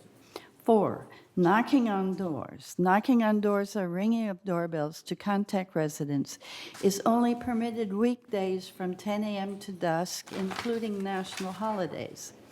Now therefore be resolved that Resolution 01-1503, approved on January 13, 2015, is hereby superseded and canceled, and resolved further that the officers and agents of this corporation are hereby authorized on behalf of the corporation to carry out the purpose of this resolution. I still move this resolution. All right, it's been moved and seconded. It's been read. We'll have discussion. Cash? We did. I just want clarification. This applies also for election materials. It specifically The says, size of the election materials also it needs specifically to be says 5.5. election procedure materials. Thank you. Yes. Andre? Just want to make sure this is only apply to the members, not member residents. Okay, I see the word, the members here, mentioned here. They are members that are no longer residents. They are renters. They rent our properties here, so they can make petitions too. Is that correct? Then they're not members. They are members. No, they're not. They have voting right. Policy for distribution of materials by residents and resident organizations. That is the title of the resolution. So it's residents, it's not member. They Yes. can, as long as they are renters, they are residents, they are fine. Yes, They are residents. yes. Okay, so I just want to clarify that. That's Okay, the title. so any residents can, It's the title. they're authorized to do that. Okay, no, I just want to clarify. But the petition says only mutual members, residents are not allowed. If they are renters, they are not allowed. I know this is a Yes. fine discrepancies. I just want to clarify that. To petitions only mutual members or their designated agents, because the only Okay. one who can sign a petition No, is a I member. understand that. I understand that. Right. I understand that. Okay. And petitions, they can get members, residents, whatever. There's a difference between member and the residents. I know they are, mostly members are residents, okay? But sometimes we know there are cases that a member is no longer resident here, they want something, and they make the door-to-door materials, that kind of thing. They are not allowed, but only the residents are not, even though they are not members. Just want to clarify that. Is that correct? It specifically says residents except for petitions, which can be members only can do petitions. But, I'm not talking about petitions, I'm talking about, all right, the because the whole social, thing's political, residents. educational, non-commercial purposes, et cetera, are residents that bear identification. All right, Maxine? I have just one small concern of something I hope one of you will amend on this resolution, and that regards the size of the paper you can post on the bulletin board. We have found through election periods, that's when the bulletin boards run out of space. People are pinning up all these large sheets. Maggie Blackwell, the year that she ran for the board, and Maggie and I live in the same cul-de-sac, she checked the regulations and found out that it was supposed to be a half sheet and told me, so I condensed my things to a half sheet. And the two of us did it right. Most people don't. I think since these rules were first established about 2007 and haven't been followed, all the rules in the laundry room about the bulletin board are often abused. Maybe we could make the one about the half sheet just pertain to the budget season. I'm sorry, I've got that on my mind. To the election period, that during elections, you can only post a half sheet on the bulletin board. Maggie and I, when we were being overrun in our cul-de-sac with all this furniture being dumped, you heard about the complaints here at the meetings, and we were trying so hard to find out who the culprit was. As soon as the special pickup day had moved along, here was more stuff being dumped and sitting out there looking terrible for most of the month. And so I took the notices that are put out about the third Saturday of the month pickup, and I went around and posted them in a lot of the laundry rooms. We were just trying to be really helpful. And I've seen other people post, I lost my place, 7.5 by 11 papers of really useful information to members in the community. And so I hate to have all that stop. So if you could please just somebody make an amendment that the half page would be restricted to the voting of the election periods here in the community. When people are up for elections, that then you would keep the sizes smaller so more would fit on the bulletin board. Most of the bulletin boards get pretty empty most of the year and people start hanging up great big calendars. Why do you need a calendar in a laundry room? They hang them up to fill the space. Yeah, we can't understand that. So I hope one of you will take that to heart. There was something else I wanted to say. One thing that was being abused was cans of paint being stuck out by the trash receptacles. And we're lucky here. That has nothing to do with this issue. Beg your pardon? Cans of paint and other things out by the trash have nothing to do with this issue. Right. Well, but we post the bulletins about them on the bulletin board. See, to be helpful to people. I didn't post those, somebody else did, but I thought that was very wise. The policy on having your paint picked up right in your patio. And a lot of people haven't bothered to learn that, and they read those bulletins. All right, Maxine, I can only tell you that this was thoroughly discussed in Governor Docs, and the vote was to keep it the way it was because of the size of our bulletin boards. We also said we might want to look at getting bigger bulletin boards. But right now, they're keeping it because it didn't make sense to the committee to have changes for one and not for the other. Just the one little change? Or to have it just for elections? Just for elections? No, that's more confusing for people. Can we, can't we, et cetera. So I would say that probably is not going to go. I'm sorry, it's Mary Stone. No, yes, you did. I just wanted to mention the fact that I think that having the red line copy attached was very, very helpful, and I really appreciate it. Whoever did that, I want to thank them, because it's always nice to see that. What the changes were. Yeah, what the actual changes are, because when you're changing a current resolution, it's nice to know what the current resolution is, so that you can say, yeah, that makes sense, or, I wonder why they did that, But having that red line copy, really, really appreciate it. Thank you. Dick? Dick Rader, 270D. I have a thought. What do you think about the possibility of whenever you are reading a resolution, that you also project it on the TV screen? If you think about it, that's what news channels do when they're quoting something. It's much easier to follow. And it also makes it, well, not only easier to follow, but the person can understand it better. Thank you. We'll take that under consideration and see what our technical people say about that. Carl? Yeah, I just want to say that I'm going to be voting for this thing, including the half sheet of paper. Right now, there are violations going on in my bulletin board. People put 8.5 by 11 sheets in there. They're done by contractors and various other people looking for work, or, you know, whether or not they want a cleaning service or what have you, and they're always 8.5 by 11. That's a violation of this rule, which is almost hardly enforceable, as I indicated. But the half sheet of paper, I think, is fair to everybody as long as everybody abides by that rule. Not everybody's going to do that, but that's what you get. You know, human beings are the way they are. So. All right. Andre? Just another question about the title. The end of the title says resident organizations. I don't think that means VMS, right? Resident organization. I think it means clubs and their own organizations, right? Yes. Okay, just want to clarify that. VMS. Just, what? Well, there's nothing in here that says VMS. I just want to, because the resident organizations, I'm not sure, is that official organization or is that the club organization? Just want to clarify that. It could be both. All right, Elsie.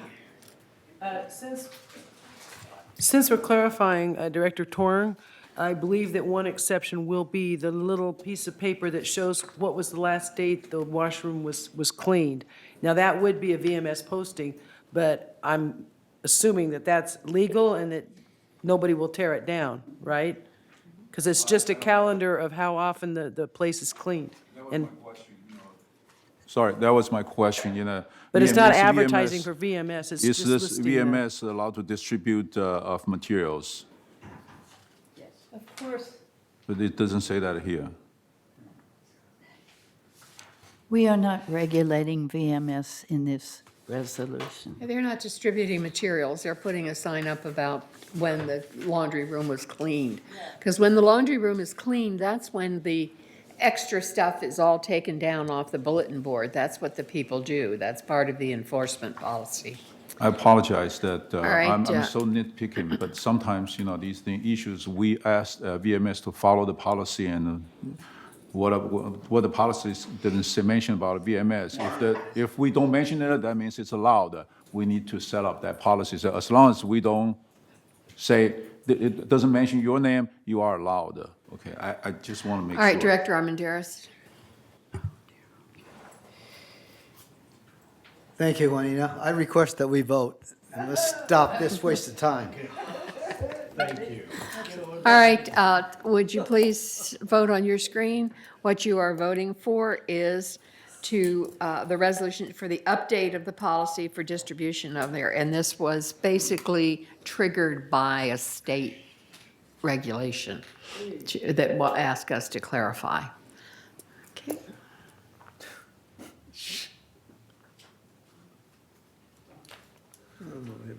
All right, it passes unanimously. All right, 12C, I will entertain a motion to adopt a resolution to revise Standard 18 on gutters and downspouts.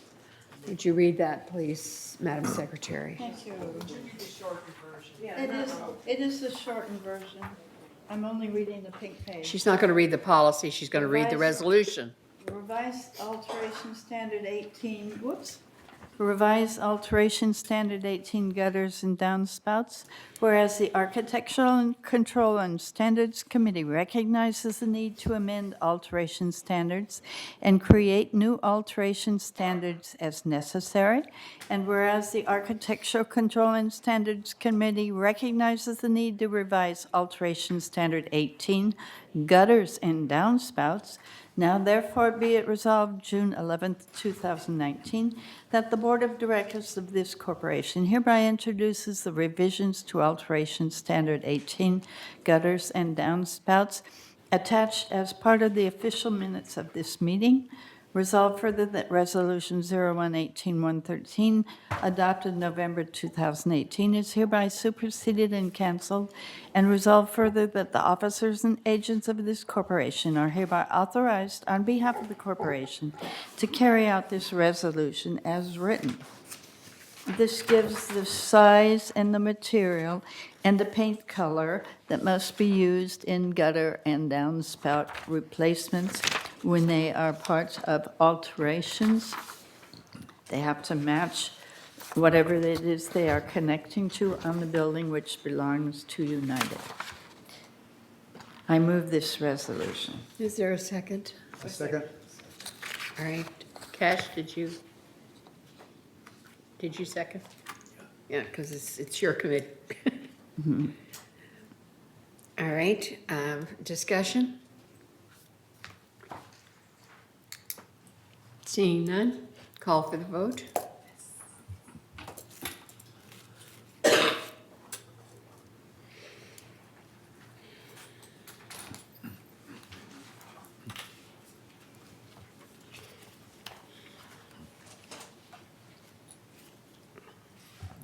Director Margolis, can I get your vote? All right. 10-0, it passes unanimously. Now we will bring down from the consent calendar what was 11A, which is now 12D, consistent with its statutory obligations under Civil Code 5501. A subcommittee of the board consisting of the treasurer and at least one other board member reviewed the United Laguna Wood Mutual financials for the month of April 2019, and such review is hereby ratified. We had I need a motion before I can have discussion. Do I have a motion to approve this? I make a motion. All right, Carl and Andre. All right, Director Armendariz, you wanted to speak to this? Thank you, Madam Chair. Juanita.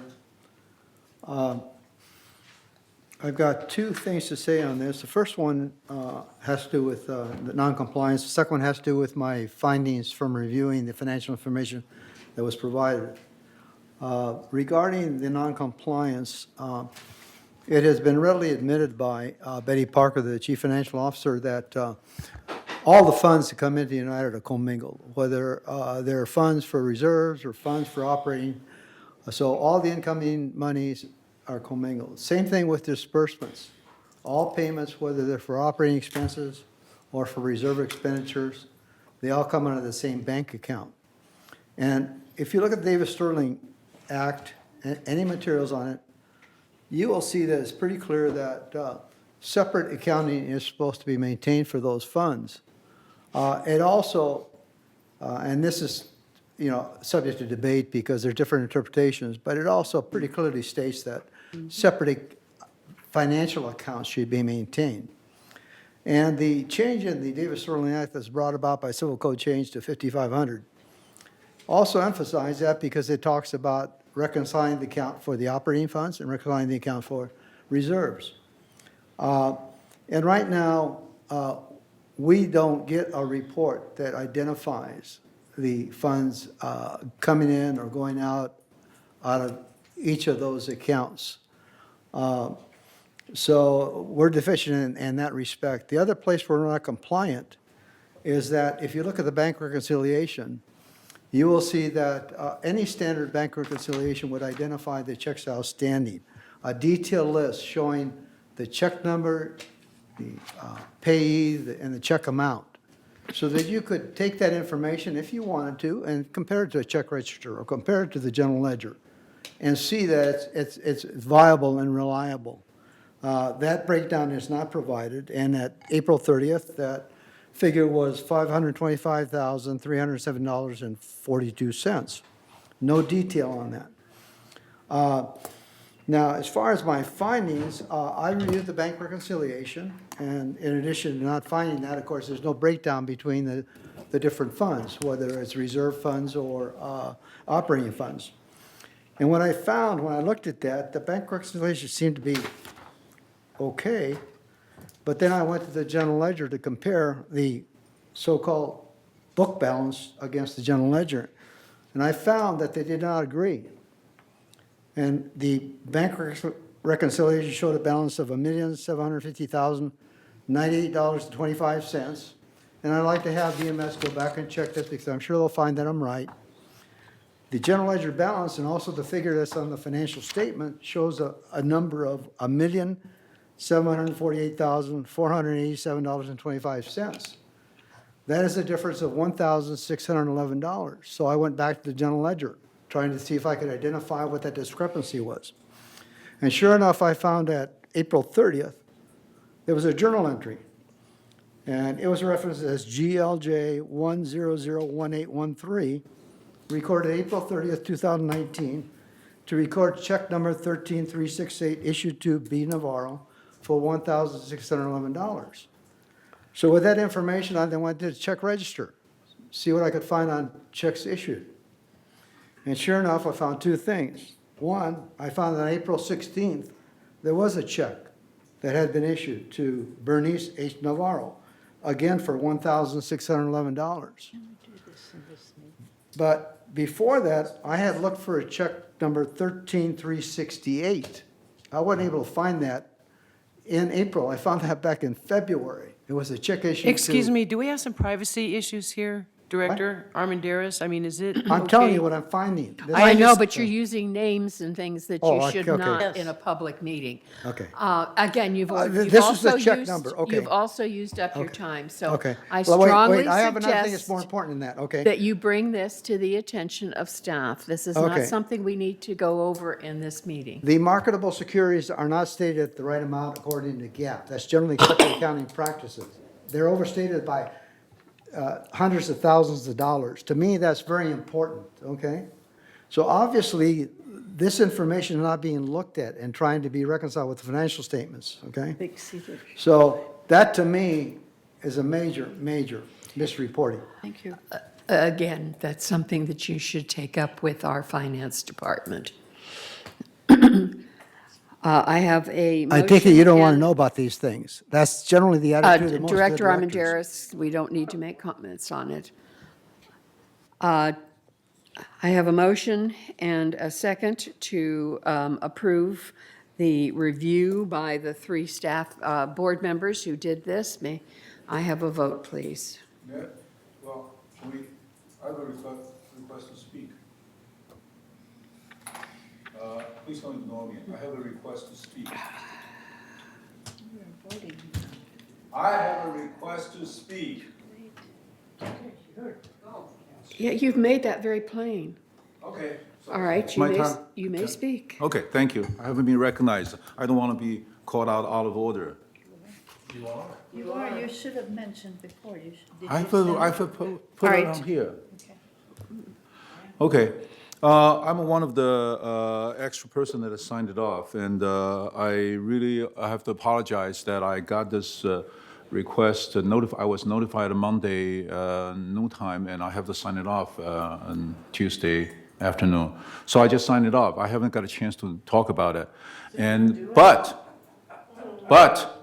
okay, I don't want to stop the process. I will keep on looking at it.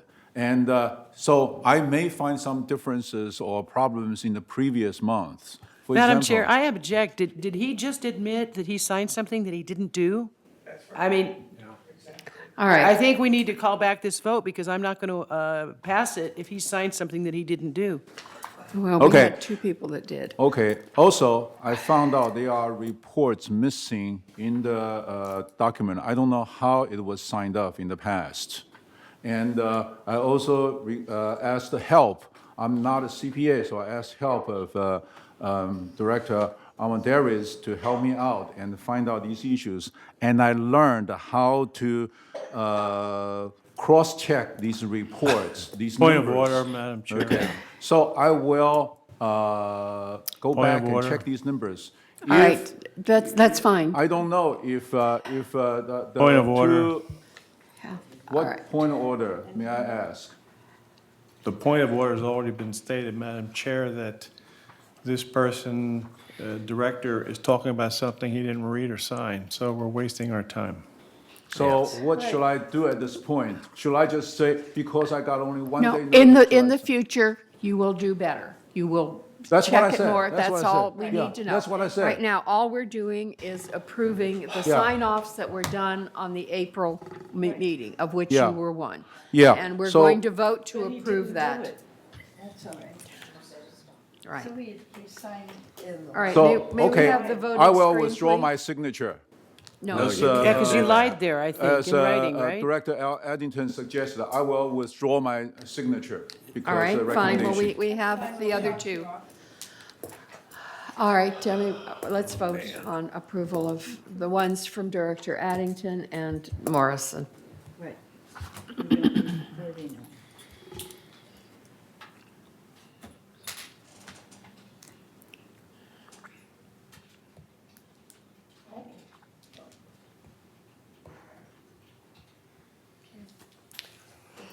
All right, it passes 6 in favor, 3 against, and 1 abstention.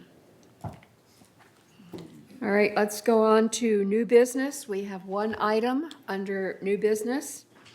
And this one does not require a 28-day member review, so what we vote today is the final vote.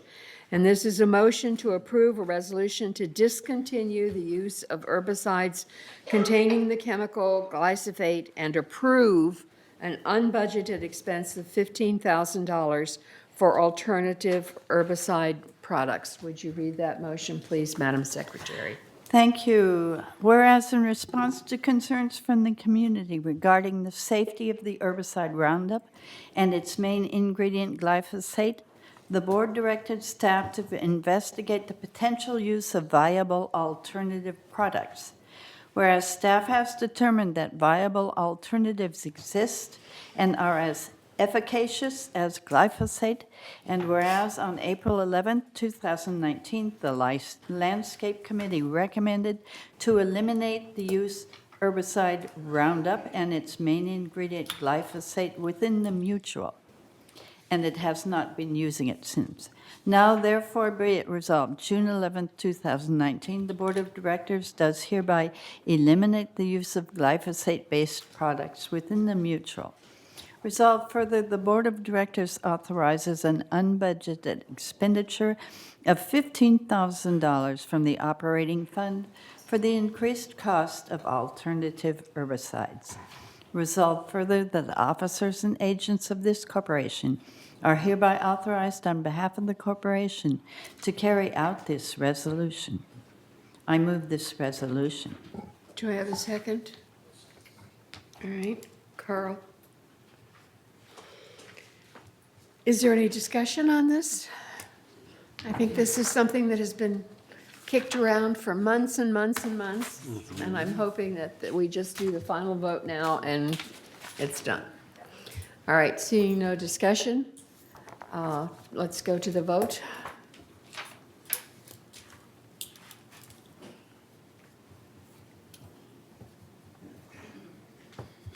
All right, it passes unanimously. Thank you. Okay, now we will go to item 14, which is our committee reports. We'll start out with the financial report. Director Morrison. Okay, slide 1, please.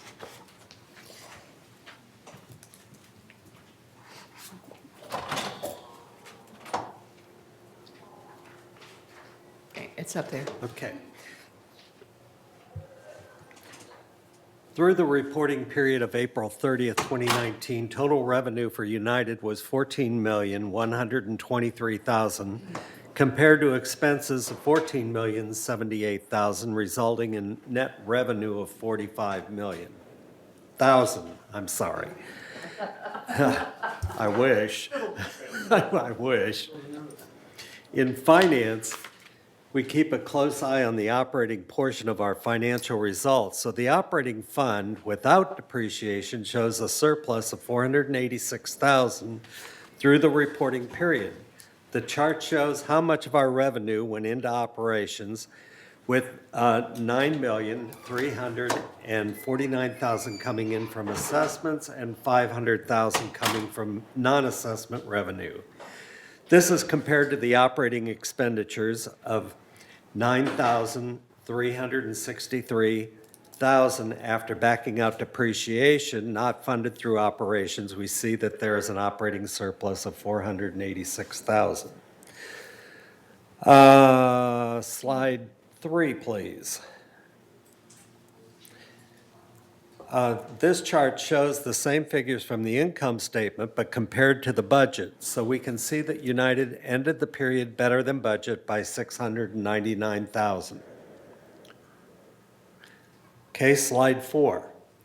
The most significant favorable variances from the budget were attributed to outside services of $523,000, which were mainly due to timing.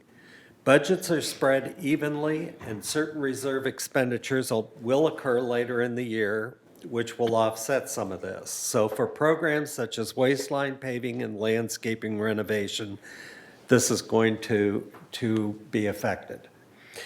Employee compensation and related of $177,000.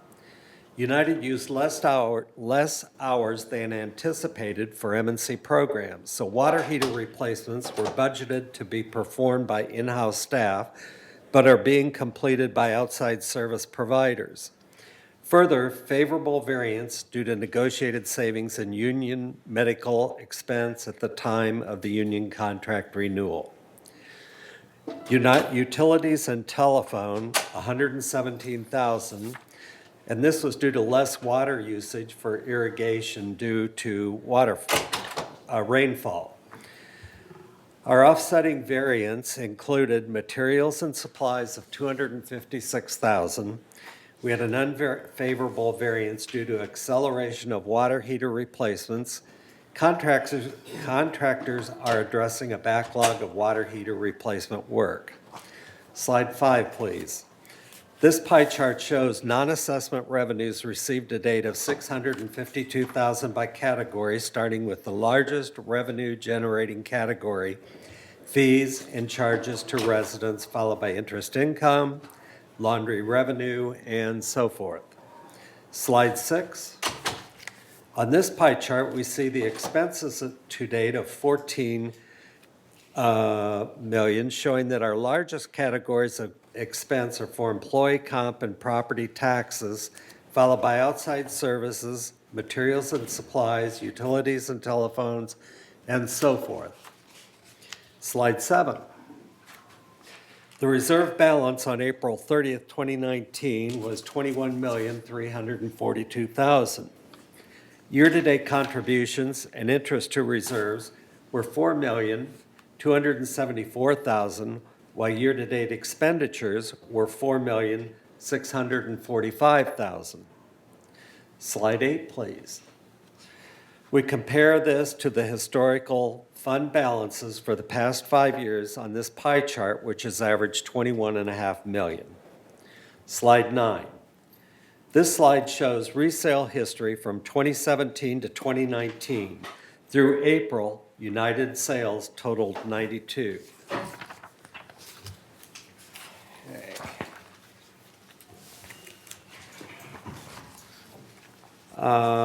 The delinquency report as of May 21st, we had a current month count of 12, 106,768. Our prior month was 14, 105,940, so it was up 828. We had 6 files with the collection agent, 1 approved payment plan, 2 files with legal counsel, 1 foreclosure, and 2 maintaining a balance below $1,800. Our chargeable services delinquency report as of May 21st, we had a current month count of 25 of 147,646. and a prior month of 22 of 131,573. So we are up 3 and up $16,000 from the previous month. Our monthly resale report as of May 2019, we had resales of 119.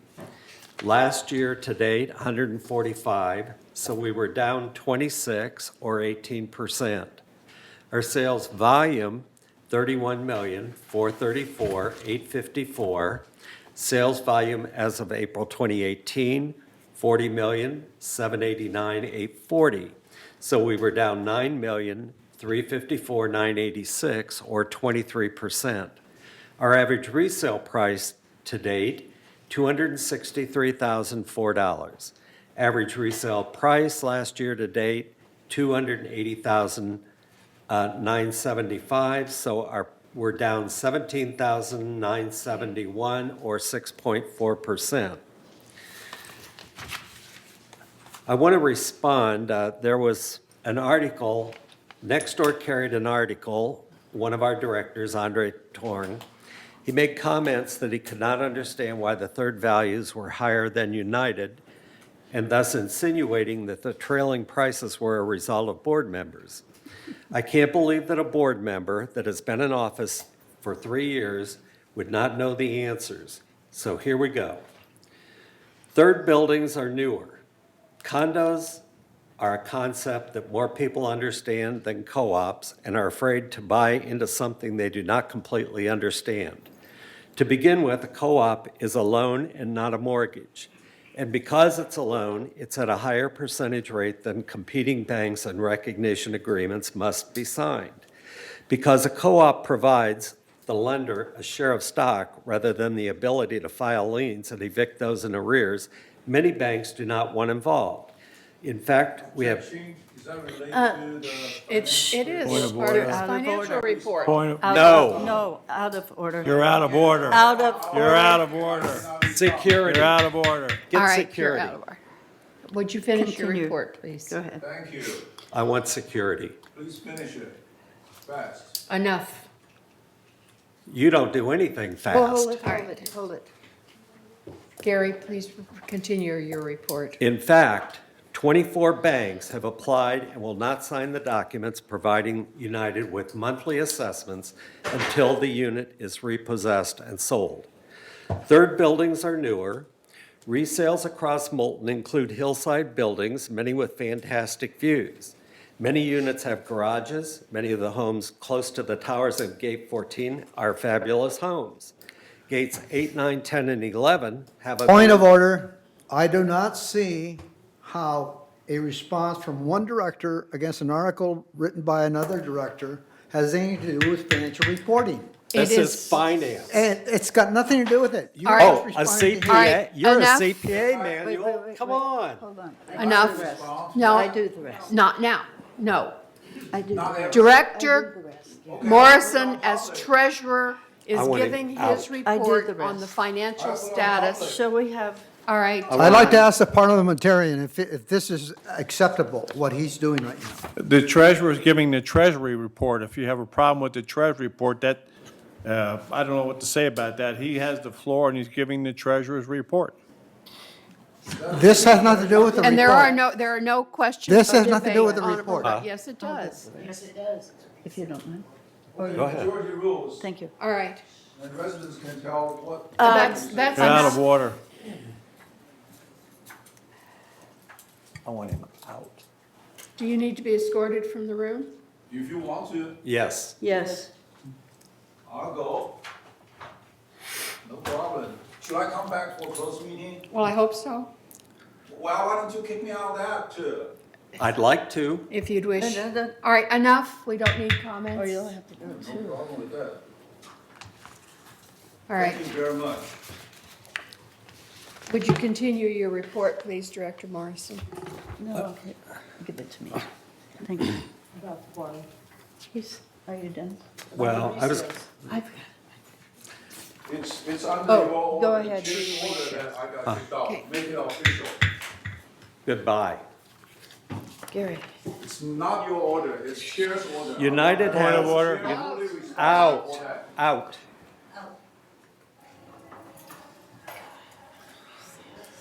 Well, to sum up, All right.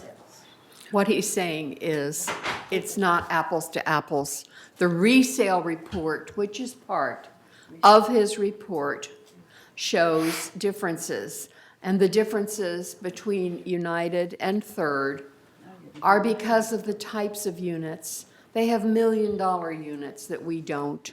The percentages are not apples to apples, so we have to consider them apples to oranges, and we have to look at the rest of our Southern California community and see that we are not unique or dare, and their market right now is down a little bit.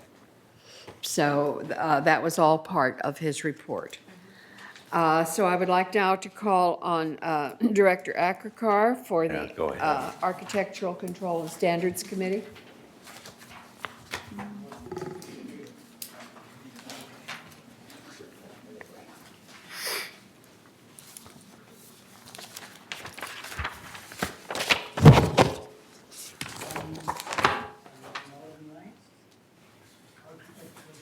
There was no committee last in May. The next meeting is June 20th. Is your microphone on? There we go. It's June 20th is the next meeting. There was no meeting last month, and it'll be at 9:30 a.m. in the Elm Room. All right, thank you. All right, the Communications Committee, Director Blackwell. Yes, thank you. There was a publication about the costs and values in United. I wrote a response, which Gary began to read. I will continue with my response. And this is part of the Communications Committee, is to respond to communications from outside and so on. As I said, units near the towers are third. Fabulous homes in Gate 14 are third. All gates 8, 9, 10, 11 lead to view units like those on the hillsides near clubhouses 5 and 6 and surrounding the par 3 course. United, tree-filled, neighborly, and charming, has nothing to compare to Third's assets. Third's 3-story buildings, wherever located, have laundry rooms, rec rooms, great views, and underbuilding parking. When the village began building across Moulton, they spread out and moved up several notches, upgrading according to the improvements and floor plans of newer times. Not surprising there are price differences with so many special units not found on this side of Moulton. Any person driving to different locations in the village cannot be surprised that Third, with hundreds, maybe thousands of units described, have higher resale figures than United. Many Third units are worth more. All buildings surrounding golf courses are Third, and covering the hillsides near Home Depot are Third's Calle Sonora buildings with phenomenal views. Asserting the price difference is due to faulty actions of United boards is unrealistic. If you are comparing buckets of pebbles and you have 30 to 40% semi-precious and precious stones mixed in with your pebbles, your bucket will be worth a whole lot more.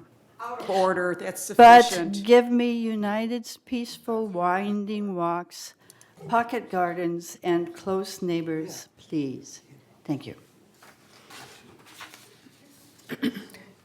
All right, that's a report of the Communications Committee, answering some of the communications that we have gotten as a board, and our Communications Committee has responded to.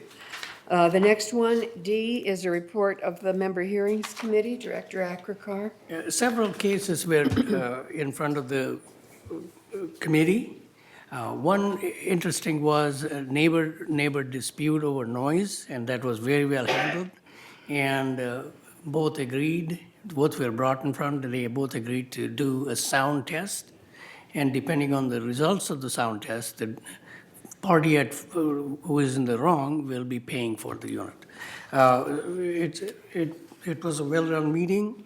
Next meeting is on June 27th at 9 a.m. in Sycamore. It's a closed meeting, so that's what I have to report. I would emphasize that the member hearings are closed, confidential, and the information really should not be repeated or talked about in these open meetings. So we've had that today where results were announced, and that's really not what we should do. All right, next we have the Governing Documents Review Committee, Director Blackwell. Thank you. We met on May 28th. We discussed advisor policies, committee advisor policies. We discussed whether advisors can chair a committee and so on. This depends on the bylaws of your organization and so on. We discussed the differences between task forces and standing committees. We discussed a charter versus a mandate. And we reviewed a first draft of a joint agreement regarding advisors. The discussion continued on. And finally, a member made a motion to end the discussion. 3 members were in favor and the motion passed. Director Skillman made a motion to accept the advisor policy as written. There was no second, so the motion failed. There was a motion to accept the resolution of the lender's application as written by the United Attorney and move it on to the board. There was no second, and that motion failed. Motion was made to have Ms. Bashline make updates to this resolution and submit the updates to Attorney Beaumont for his review and recommendations and bring them back to the next committee. The committee was in unanimous support of this motion. We will be discussing various rules. There was a suggestion to create a guide to United Governance for residents, and we are searching for some of that. Ms. Stone has some.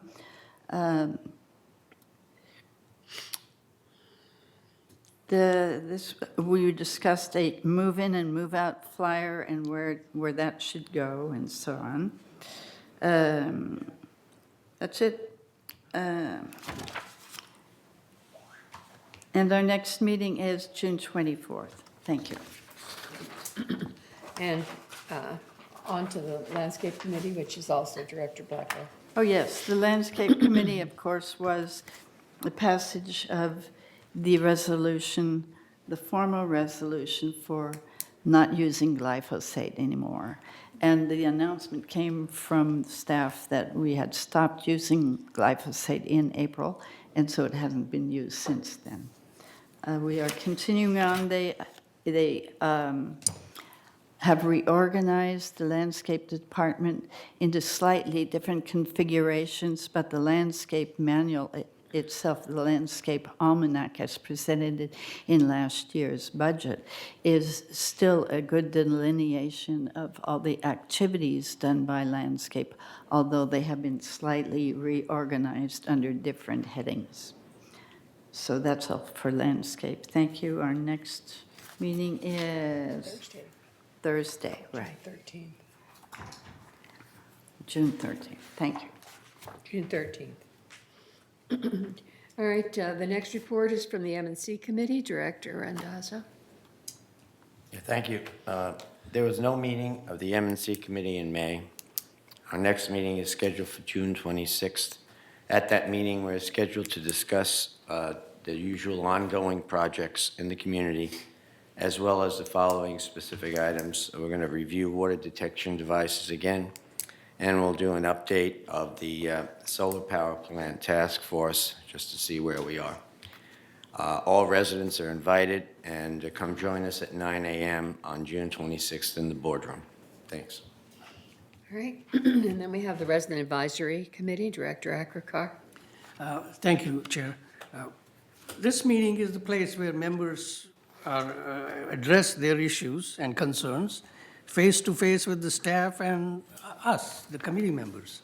So this is where you resolve. So give some brief discussions what we had. There was a noise disturbance, we resolved peacefully. Someone reported some remnants that need to be corrected from a car accident some time ago. We are working on it. Need some proper replacements for color changes that is being worked on. And a bicyclist had a argument whether or not we can have bike lane. And that's not possible. In some streets are so narrow already. So, but please come to the meeting. All United people are welcome. And let's resolve whatever issues and concerns you have. And let's make our community a better place to live. Peaceful resolution is what we aim at. The next meeting is on Thursday, June 13th, in Sycamore Room at 4 p.m. And again, the time is meant to be in the late afternoons to allow people to come from work who cannot normally attend earlier. Thank you. Okay, thank you. All right, we will go to agenda item 15, which is the GRF committee highlights.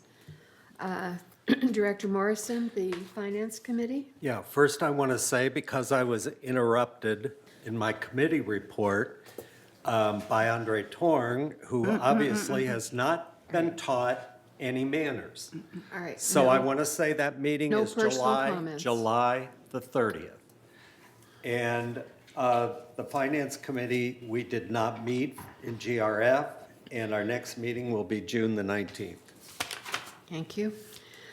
Community Activities Committee, Director Margolis.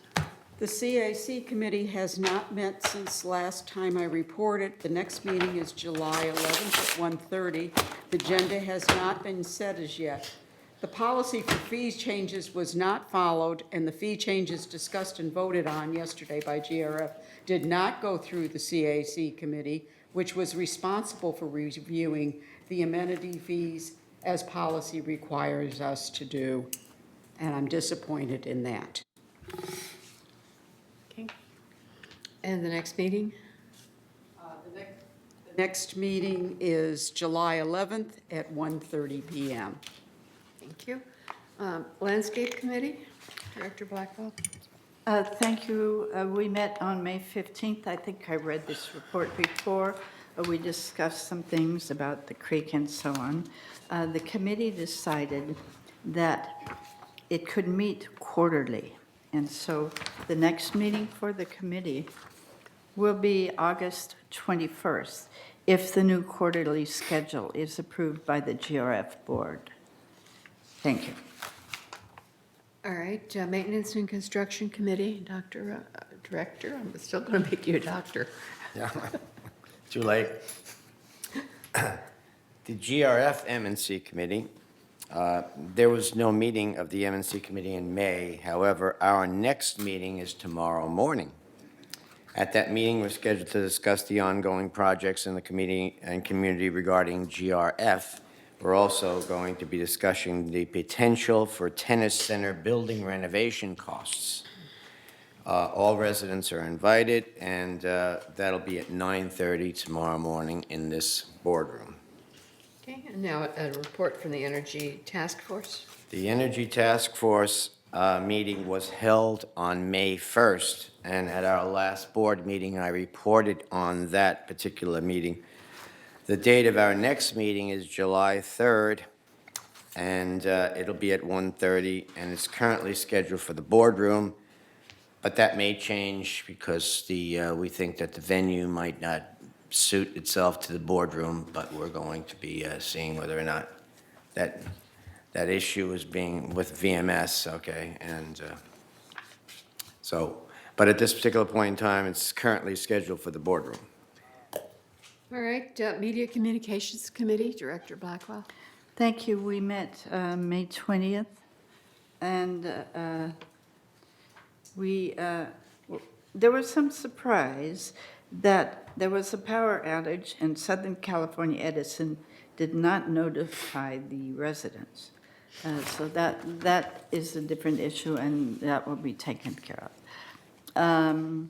Let's see, we discussed the broadband and contracts report, and indeed, there was quite a jump of, if the Fox and Fox Sports channels those two channels are included, the hike will be $6 or something like that per unit. And that's just a huge jump. There was a motion made not to renew the Fox Sports channel, and that passed by 1 vote, so it was close. They are discussing improving the search engine on the website, and there's a new format of what's up on the village.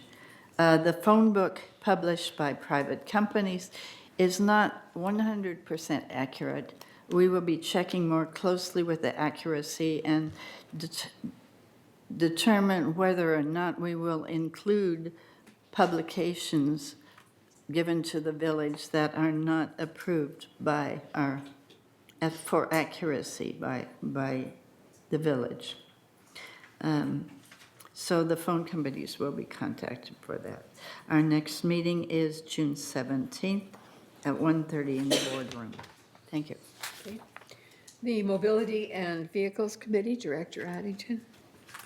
Thank you, Madam Chairman. We met on June the 5th. The GRF Mobility and Vehicles Committee regards, strangely, mobility and vehicles.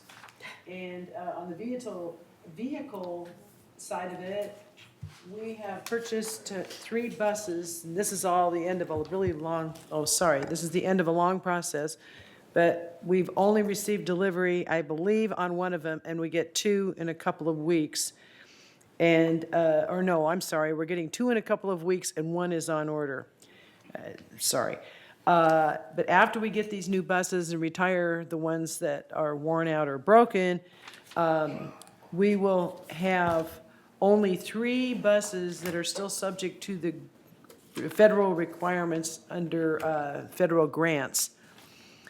That's really significant and probably more detail than you wanted. Getting on to the good part, the committee, the purpose really, the big thing of the meeting on June the 5th was receiving a report from the Transportation and Maintenance Manager, Chris Longenauer. I apologize. I should have made this better notes. Anyway, Chris's report included ridership data and bus demonstration update. And then the star of the day was the transit study update, which has long been anticipated, from the company called Fair and Piers, who was contracted to do a study of our transportation needs here in the village. Generally speaking, it was very positively accepted. The report included a proposal for new bus routes on the fixed route schedules. And without going into a huge amount of detail, it was. I don't think anybody was negatively impressed. It was pretty exciting. So that's it. Our next meeting will be Wednesday, August the 7th. And the new routes aren't in place yet. And I'm not really sure when they will be, and I apologize for not knowing that, but it's still going to take a lot of work with budget and with transportation and with the committees. So that's my report. The next meeting is on August the 7th, like I said. Thank you. Okay. Nothing was finalized at that meeting. That was an initial presentation by the survey company. So that's right, just getting the report. The new routes are not published at this time. All right, report of Security Access Committee, Director Levatore. Thank you, Madam Chair. We have no meeting. Last meeting was in May. Our next meeting will be on June 24th, 2019. And I have to commend Chief Moy. He's got a really impossible task. That's the end of my report. Thank you. Thank you. We will skip the report on the traffic hearings for this time. Disaster Preparedness Task Force, Director Akrakar. Thank you, Madam Chair. The task force met on Tuesday, the May 28th, I mean. Chief Moy gave an update on all the gates being updated. 2, 3, 7, 8 have been done, 1 and 9 are in progress, and the rest will be done sometime this year.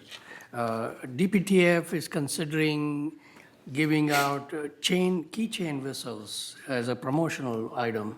So if people fall, they can still use the whistle. And that motion was made to determine the cost of such whistles. Then the radio communication reported meeting, morning test, and they had a very good attendance. 14 out of 19 responders came on board. The ham radios operators also ran their own drill and had a success. Chief Moy also reported 5 out of 10 attendees of the GNC, Good Neighbor Captains, joined the program. We need a whole lot more, was another comment. On June 5, we had an adult CPR AED training, which was attended by 20 people. And the next training session is scheduled for Saturday, July 13th in the packed room. Five fire alert devices are to be installed in Third Mutual. These detect smoke and turn off the cooktops in case the cooktop is the cause of the fire, preventing the fire to happen. United has not got involved into something like this because we have all hardwired cooktops, and their devices right now are not UL approved, but soon they will be, then we'll look into that. GNC, or Good Neighbor Captain Barbecue, is scheduled on August 27th in Clubhouse 2, and everybody is welcome and attend the program and have some nice barbecue. Another thing discussed was we are getting ready to get meals ready to eat, or MER, are being researched for supplies for disaster preparedness store. And on September 14th, we have an amateur club organizing an event to understand how this is done. And somebody high up in the organization, Mark Benthian, is going to be the speaker. And also on June 7th, I was on TV to brief the entire community on Channel 6 on importance of Good Neighbor Captain programs and the good work the DPTF work and the team and the staff are doing under the guidance of Chief Moy. And our community is doing very well in a disaster preparedness program, and neighboring cities are even trying to follow our model. That's all I have to report. The next meeting is July 30th, 9:30 a.m. in the boardroom, and everybody's invited. Thank you. Thank you. All right, future agenda items are things that may come out of document review. We have nothing scheduled specifically for our next meeting. I'll go to director comments, and I'll start with Director Liberatore. Thank you, Madam Chair. No comments. Thank you. Okay, Director Addington. Thank you, Madam Chair. No comment. No comment. All right, No comment. okay. Director. No comment. I have one comment. All right, Our comments, discussions, report analysis, all of these should be made without any tone of accusations that I hear. And they're mostly against staff. That is not right. We got to end against other directors. That should not be the way. We are here as a unit, one community. Only way we can succeed and be like one whole group instead of accusing and pointing fingers. Thank you. Director Armendariz. Thank you, Juanita. My only comment, it has to do with, again, civil code. You know, it's a shame to me that the directors don't seem to recognize how important that is, that we be compliant with the law. And it's very clear that we still haven't gotten there. VMS has added a lot of items since January. If you were to look at the computer, you'll see that. However, they're still not there. So they still have some work to do. So here we are in June. We haven't been compliant for the first 4 months because that's all we've covered so far is the financials through April. And we still haven't gotten the job done. So to me, that's very disappointing. Thank you. Director Margolis? No comment. All right, any comment from staff? Jeff? All right. This meeting is recessed to the executive one this afternoon, and I'm pleased to say that we're just a few minutes over noon. Congratulations, board members.